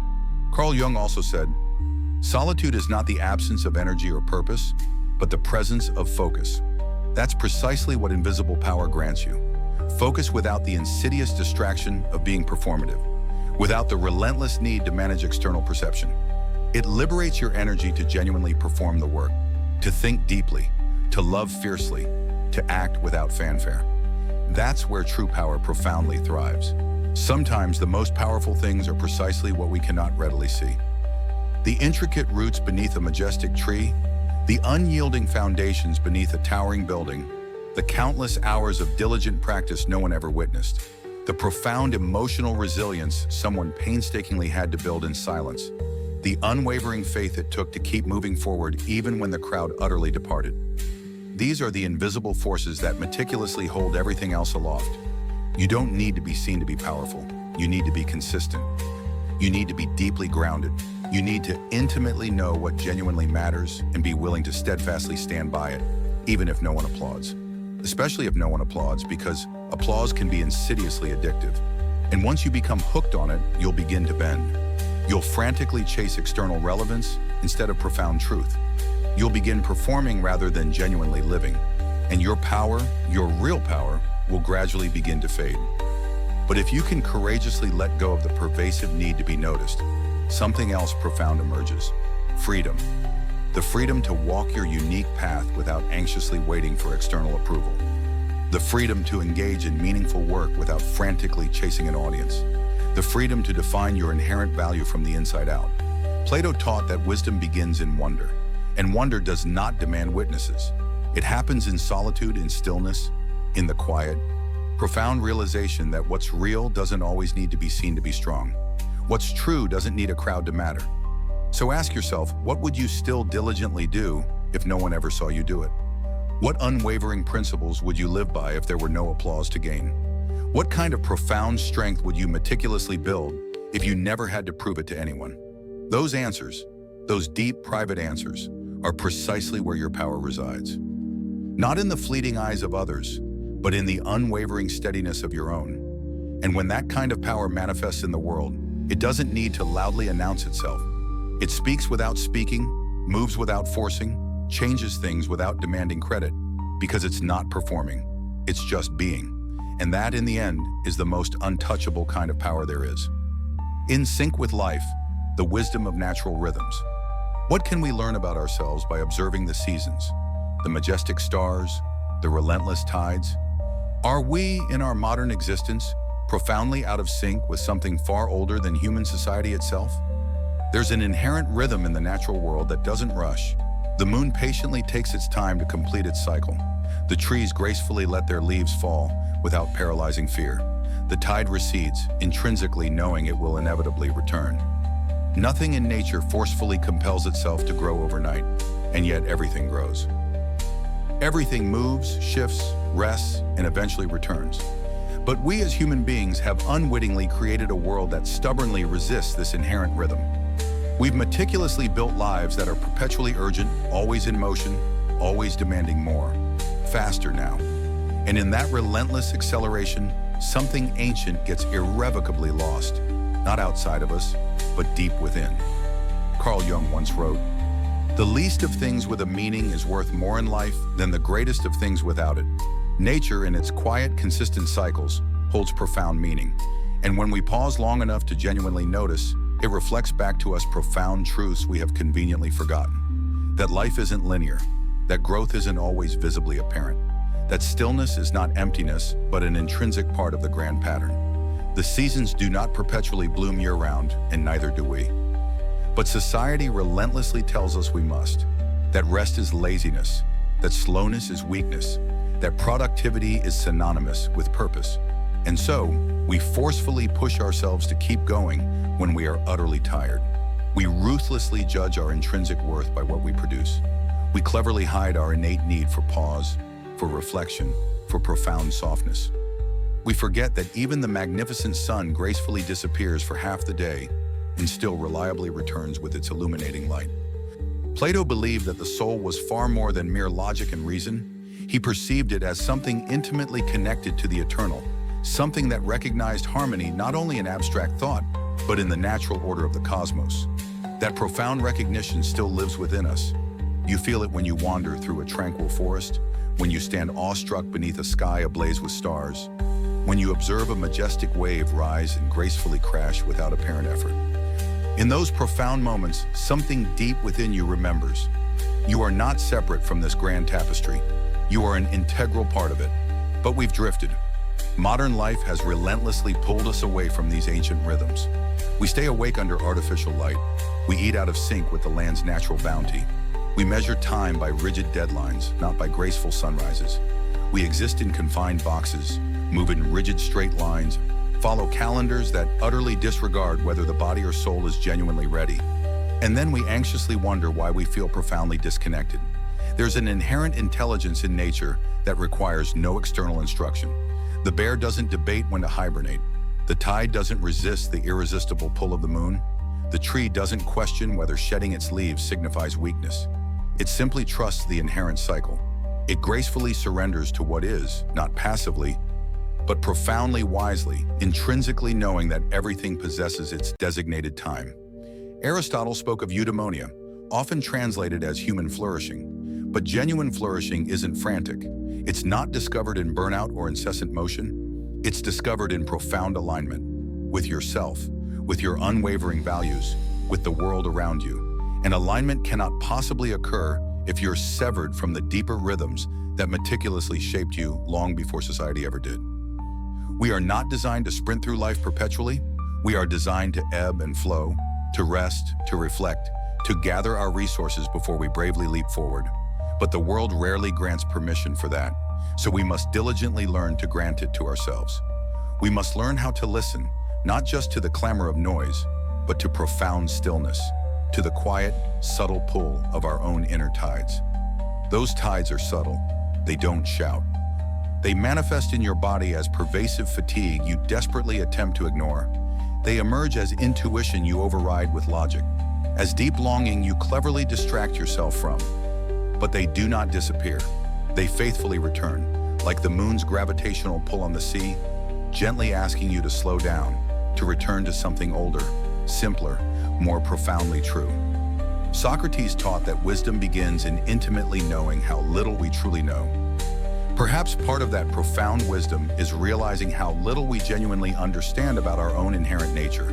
How often we relentlessly fight against our own internal seasons, desperately attempting to bloom in winter, frantically trying to race when we are intrinsically called to root deeply. But nature doesn't resist itself, and perhaps neither should we. To live in rhythm doesn't imply abandoning ambition. It signifies pursuing it with profound respect for your natural pace. It means recognizing that progress encompasses plateaus, that growth inherently includes decay, that clarity often emerges not from relentless effort, but from profound stillness. The seed meticulously grows in the darkness before it ever greets the sun. The moon doesn't frantically rush its phases. It doesn't apologize for waxing and waning, and yet, in its changing light, it still reliably guides the ocean, still illuminates the night. Power doesn't always outwardly manifest as constancy. Sometimes it manifests as profound presence, as courageously showing up in each phase with unwavering honesty, without pretending to be full when you are truly empty. There is so much invaluable knowledge to be gained from looking up, looking out, looking inward through what the world faithfully reflects. The stars remind us of immense scale, how vast, how ancient, how inextricably connected everything genuinely is. The tide reminds us that withdrawal is not an ultimate end. The tree reminds us that gracefully letting go is an intrinsic part of remaining alive. Nature doesn't merely surround us, it faithfully mirrors us. It invites us to profoundly remember who we were before we conveniently forgot. Carl Jung also believed that symbols and archetypes in nature, light, dark, sun, moon, earth, fire, live deep within the human psyche. That to profoundly understand the self, we must comprehend the profound patterns that shape the world. That the unconscious mind eloquently speaks in these rhythms, in these primordial images, which signifies that when we meticulously observe the seasons, we are not merely observing. They are communicating to something ancient within us. But to hear that profound voice, we must courageously slow down. We must cease meticulously filling every single moment with incessant noise, every hour with frantic doing. We must diligently learn the crucial difference between motion and profound meaning, between utter exhaustion and genuine purpose, between a perpetually full schedule and a genuinely full life. The ancient world did not forget this profound truth. They meticulously marked time by solstices, by moon cycles, by animal migrations and bountiful harvests. They inherently understood that there's a time to reap and a time to rest, a time to articulate and a time to be profoundly silent, a time to rise and a time to return. We've desperately tried to outgrow these profound truths, but they still live intrinsically within us. No matter how frantically we move, the body remembers, the soul remembers. And when we disregard those inherent rhythms, something fundamental inside us begins to break down. Anxiety, burnout, a profound restlessness that no amount of productivity can possibly resolve. Because we're not just tired, we're profoundly disconnected. We're out of sync, not just with external nature, but with our own inherent nature. And no amount of strenuous effort can ever genuinely replace profound alignment. So perhaps the way forward isn't to diligently do more, but to profoundly remember more, to return to the timeless wisdom of the seasons, to allow ourselves to live in cycles instead of rigid schedules, to intrinsically know when to push and when to gracefully be pulled, to genuinely feel what season of our own life we're in, and to honor that with unwavering respect. Because there are seasons of building and seasons of profound breaking, seasons of eloquent speaking and seasons of profound listening, seasons of becoming and seasons of simply being. All of them are integral parts of growth. None of them are a waste. Even winter, cold and seemingly barren, is absolutely necessary. It's where the roots deepen, where the next profound chapter quietly begins to unfurl. Aristotle also said that nature does nothing uselessly, and neither do you. Even in your profound stillness, even in your patient waiting, even in the slow moments where nothing outwardly seems to be happening, life is relentlessly moving. You are subtly shifting. The work is being profoundly done, even when it cannot be measured or quantified. But we must consciously choose to see it, to implicitly trust it, to bravely return to it. The world may not applaud you for courageously slowing down, but nature doesn't need applause to bloom, and neither do you. So what can we genuinely learn by observing the majestic stars, the relentless tides, the graceful seasons? We learn to wait, to trust, to gracefully let go. We learn that movement doesn't have to be loud, that silence isn't empty, it's profoundly full of transformation, that rest is not the opposite of progress, but an inherent condition for it. We learn that we are not separate from this world. We are meticulously stitched from the same profound rhythm. And perhaps the deepest wisdom is not in mastering life, but in gracefully matching its pace, not in forcefully imposing our way forward, but in profoundly remembering that the direction was always intrinsically written in the wind, in the water, in the wildness within us. The unspoken language, making thoughts visible. Do you genuinely know your thoughts, or do you simply passively live inside them? What profound transformation could unfold if you courageously made them visible on paper? Most of us never truly pause to meticulously examine what's relentlessly transpiring in our minds. Thoughts appear, and we instinctively accept them. We blindly follow them. We argue relentlessly with them. We profoundly believe them. They inevitably become our prevailing mood, our worldview, our fundamental reality. And because we're so accustomed to the incessant noise in our heads, we often forget that it's even there. It just is. Like background music we cease to consciously notice, but still subconsciously dance to. But what if you bravely paused? What if you courageously stepped back? What if, instead of merely swimming aimlessly in thought, you courageously began to observe it from the shore? One of the simplest, yet most profoundly powerful ways to achieve that is to write. Not to impress, not to perform, but simply to genuinely see what resides within. Carl Jung once said, "Until you make the unconscious conscious, it will direct your life and you will call it fate." That's precisely what most of us are doing, living out intricate stories, ingrained assumptions, pervasive fears, and deeply held beliefs we've never actually examined. And journaling, or even just writing in any raw, unfiltered form, is how you begin to consciously notice the patterns, the recurring voices, the relentless repetitions. You take what's vague and swirling, and you meticulously place it on the page, and suddenly, you're not in the thought, you're looking at it. That newfound distance fundamentally changes everything. Thoughts feel permanent, unyielding, when they remain confined to your head. They loop endlessly. They blur into an indistinguishable mass. They repeat themselves, cunningly pretending to be new. But when you bravely write them down, they cease their frantic movement. They are no longer abstract, ethereal.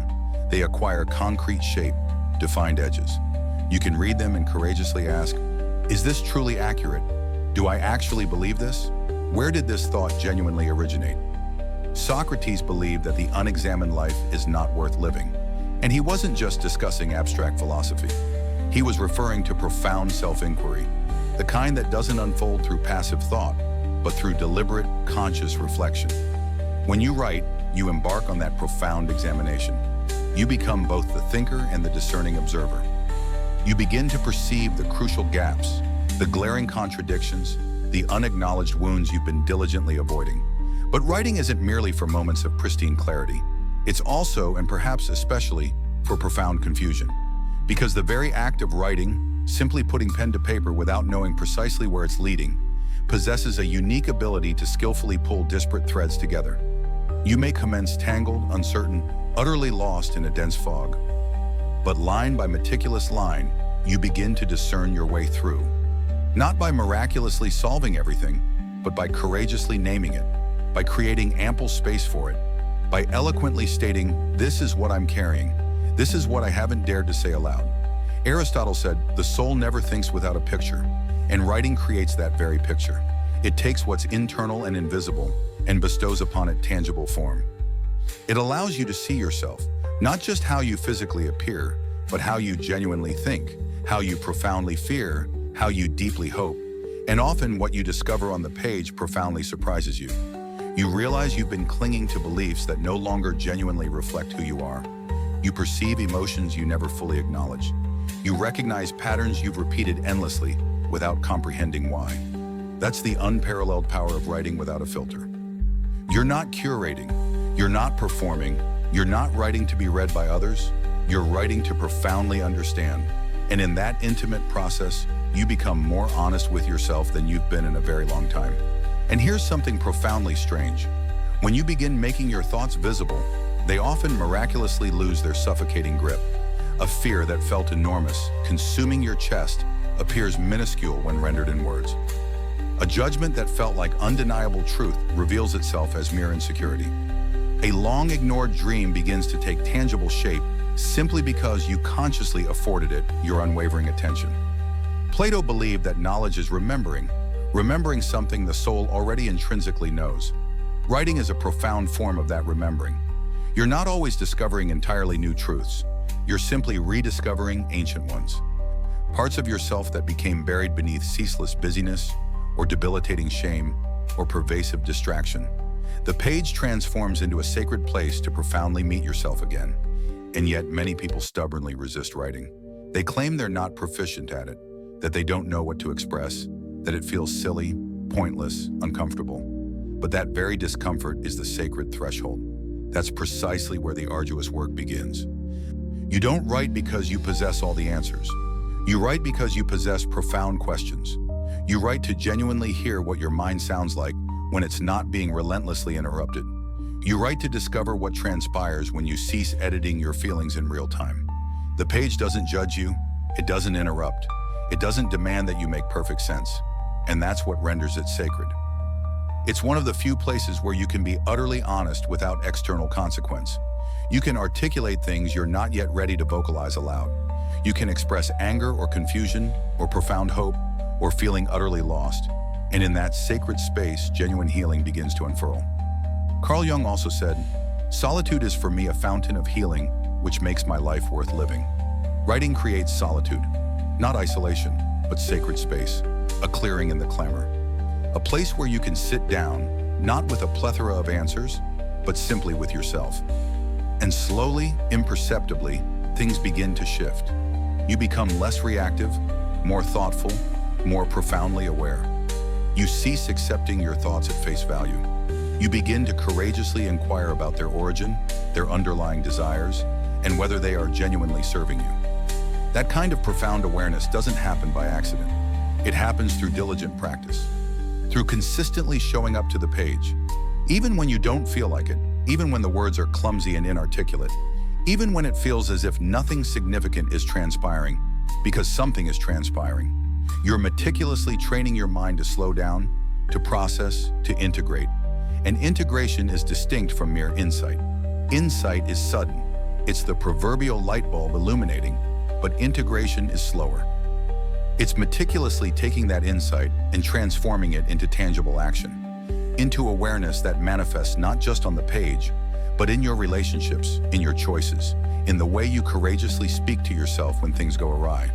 Socrates believed that wisdom begins in wonder, and writing is an act of wonder, not knowing, but wondering. Patiently sitting with the question rather than frantically rushing toward an answer, allowing the question to diligently perform its work, allowing it to profoundly move you. You don't have to write every single day to reap the immense benefits from this practice, but you do have to write honestly, not to appear smart or healed or profound, just to sound authentically you, the real you, the uncertain, searching, evolving version, the one who's weary of carrying so much unspoken thought, the one who's ready to lay it down, even if just for a single page, because that page is a mirror, and when you look at it long enough, you begin to see through the superficial surface. You begin to profoundly meet the version of you who's been patiently waiting to be heard. Writing won't solve everything, but it will unequivocally reveal everything. And from that profoundly clear place, change becomes genuinely possible.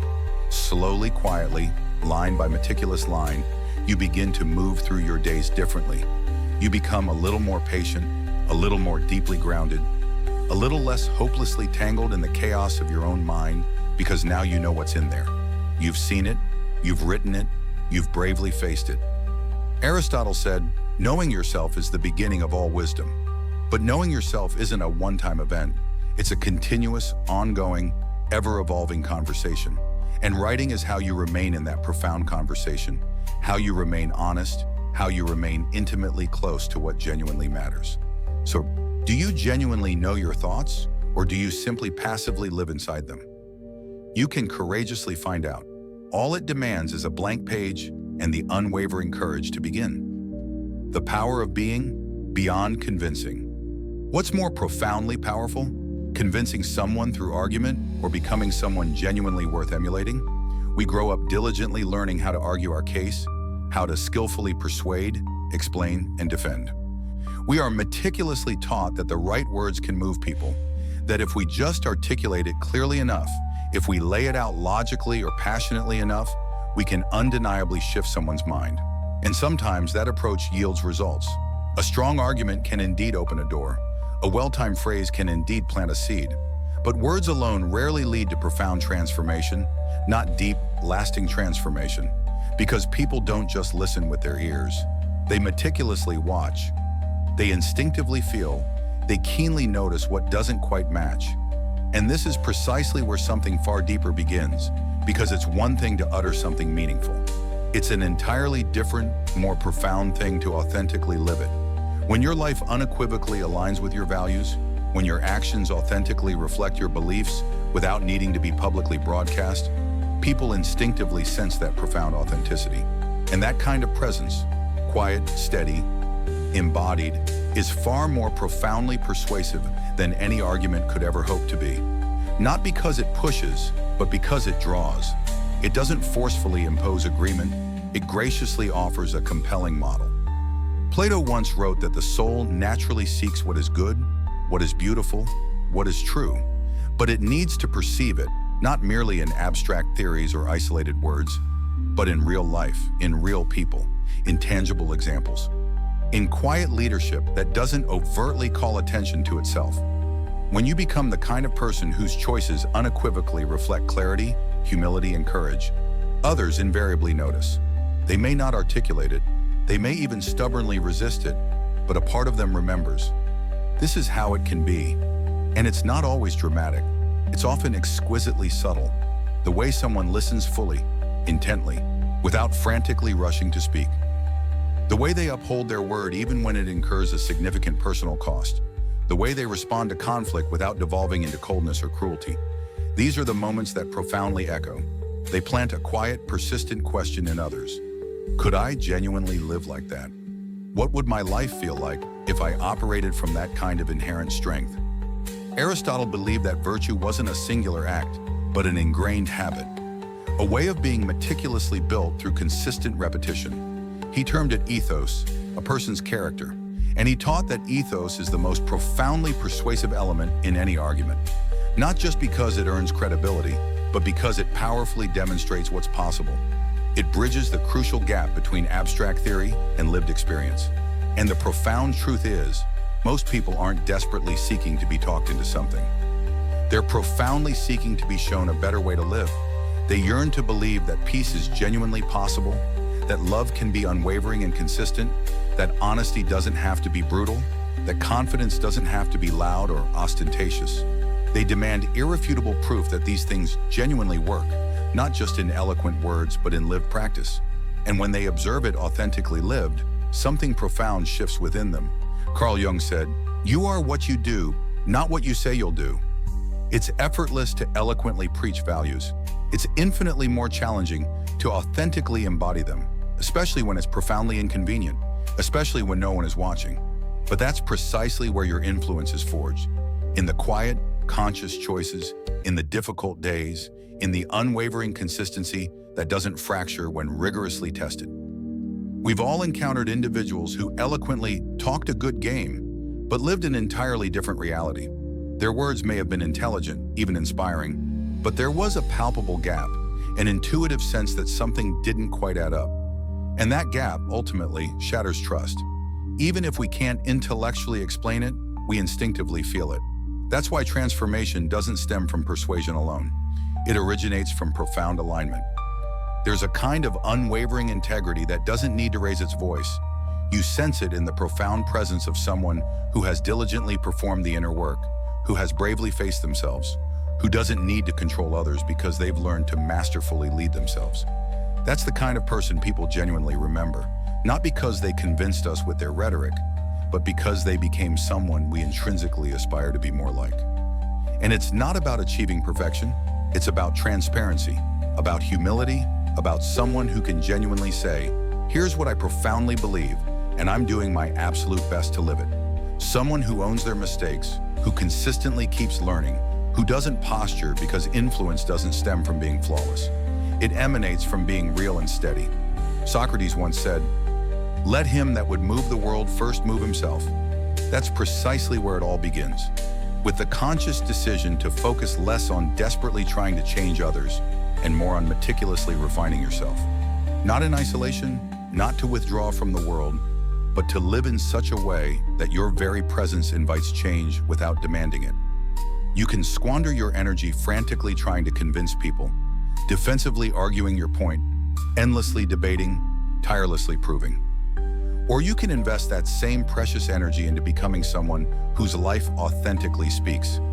Someone who doesn't have to tirelessly prove their point because their point is irrefutably proven in how they genuinely live. That doesn't mean you never speak up, but your words carry immeasurably more weight when they're backed by a life that's profoundly aligned. And when you live that way, consistently, quietly, profoundly, something truly remarkable transpires. You cease needing to win every argument. You cease needing to be right all the time because you've shifted from external persuasion to profound embodiment. You've moved from merely articulating the truth to genuinely being the truth. That's influence that cannot be faked. People watch far more than they listen. They're paying unwavering attention even when you mistakenly think they aren't. They notice how you treat the person who can offer you absolutely no benefit, how you gracefully handle perceived failure, how you behave when it's profoundly inconvenient to do the right thing. These are your most powerful messages, and they speak louder than any eloquent speech ever could. Aristotle also said, "Character may almost be called the most effective means of persuasion," and he was unequivocally right. Because character isn't merely what you claim, it's what you consistently do. It's the cumulative sum of your ingrained habits, your automatic responses, your unwavering discipline. And when it's strong, people instinctively trust it, even if they don't yet fully agree with your perspective. We live in a culture relentlessly obsessed with visibility, with platform, with articulating things loudly and often. But real influence doesn't always arrive with a dazzling spotlight. It emerges from living in such a way that even in the profound quiet, others instinctively feel it. They feel your unwavering steadiness, your crystal clear clarity, your boundless kindness, your profound integrity, and they begin to anxiously wonder what kind of inner work meticulously shaped that. Carl Jung also said, "Who looks outside dreams, who looks inside awakes." The arduous work of becoming someone genuinely worth emulating commences deeply inside. It's slower, less glamorous, but it's profound, and it endures because it isn't built on fleeting reaction. It's meticulously built on deep reflection. It doesn't shift with every fleeting opinion. It's deeply rooted in something more profound than external approval. When you shift from merely trying to convince others to genuinely becoming, you also liberate yourself. You no longer need everyone to agree with you. You no longer inextricably tie your precious peace to someone else's understanding. You can allow people to grow at their own unique pace because you implicitly trust that your life is communicating what it needs to say, even if no one applauds for it yet. That's the kind of influence that profoundly changes families, communities, culture itself, quietly, steadily, through unwavering example, through profound presence, through the conscious choice, over and over again, to be someone who authentically lives what they articulate. And that's not always easy, but it's profoundly worth it because at the end of the day, your most powerful message isn't something you simply say, it's authentically who you are. And when who you are unequivocally matches what you genuinely value, you won't need to convince anyone. You'll simply become the reason they begin courageously asking better questions, and in time, perhaps even authentically living better answers. The unbreakable self, beyond life's fractures. What if the ultimate goal isn't fleeting peace, or external success, or even perceived virtue, but to become someone that life simply cannot break? That profound question turns everything we thought we knew completely upside down, because most of what we're meticulously taught to pursue, peace, comfort, success, approval, sounds like the ultimate endgame. As if once we acquire those things, we've made it, we're safe, we've won. But life doesn't operate that way. It never promised us perpetually easy days or perfectly fair outcomes. It never declared, once you reach this elusive point, nothing bad will ever touch you again. If anything, it seems to consistently do the opposite. It tests, it shakes, it ruthlessly strips away the superficial surface. And what's left is the true, unvarnished measure of who you authentically are. Carl Jung once said, "I am not what happened to me. I am what I choose to become." That's the profound core of it all. Life will happen to you. It will deviate from the rules. It will strike when you're already down. It won't care about your meticulously crafted timeline or your carefully laid plans. And in those raw, unforgiving moments, the question won't be, did I achieve peace? Or was I successful? The question will be, can I still stand? To become someone that life cannot break doesn't mean transforming into someone numb or cold or utterly untouchable. It doesn't mean desperately avoiding vulnerability. It signifies being able to courageously walk through fire and still remain profoundly intact, still remain authentically true, still remain profoundly human. That kind of strength isn't loud or ostentatious. It doesn't always appear impressive to external observers. Often it's quiet. It's painstakingly forged in solitude, in early mornings when you desperately yearn to quit, in hard, emotionally demanding conversations that stretch the very fibers of your heart. It grows not in moments of ease, but in the times when you've lost something profoundly cherished and still consciously choose to keep moving forward. Plato believed that the soul becomes stronger through arduous struggle, that there's a kind of inner clarity that can only emerge when the outer world is falling irrevocably apart. Because in those raw moments, all your carefully constructed masks are mercilessly stripped away. You cannot feign who you are when everything is consumed by the flames. You either bend or you become. So perhaps the real work isn't about frantically chasing comfort. Maybe it's about meticulously building the kind of profound core that can remain steadfast no matter what. A character that doesn't collapse when things don't go as meticulously planned. A mind that doesn't betray itself under immense pressure. A spirit that doesn't shut down, even in the face of profound loss. And that kind of core is meticulously built, not inherently born. It doesn't magically appear because you read the right books or relentlessly repeated the right affirmations. It's painstakingly built through raw experience, through searing pain, through showing up again and again when it's inconvenient, uncomfortable, even profoundly unfair. It's meticulously built when you consciously choose discipline over chaos, when you consistently keep your word, even when it incurs a significant personal cost, when you courageously speak the truth, even when your voice trembles uncontrollably. It's meticulously built in the small, hidden decisions, the ones no one else witnesses but you. That's precisely where strength is formed. Aristotle taught that virtue resides in the delicate balance between excess and deficiency. Courage, for example, is not reckless abandon, and it's not debilitating cowardice. It's the profound balance in between, the strength to act in the face of fear without being utterly consumed by it. That's what it means to be unbreakable. Not to never feel fear, but to move through it with unwavering integrity. And integrity profoundly matters, because when everything around you begins to irrevocably shift, the only thing you can genuinely rely on is who you fundamentally become. Not what you possess, not what people think of you, not how smooth life superficially feels, just the self you've painstakingly built. And if you've meticulously built it well, honestly, patiently, deeply, then even when life seizes from you, it cannot undo you. That's the ultimate key. Life can take. It can shake the very foundations. But if your identity is deeply rooted in your unwavering values, your diligent effort, your profound depth, then there is something inherent within you that can never be taken away. Socrates said, "No evil can happen to a good man either in life or after death." What he meant wasn't that harm won't come. It will. But that true harm, harm that fractures the soul, only transpires when you betray yourself.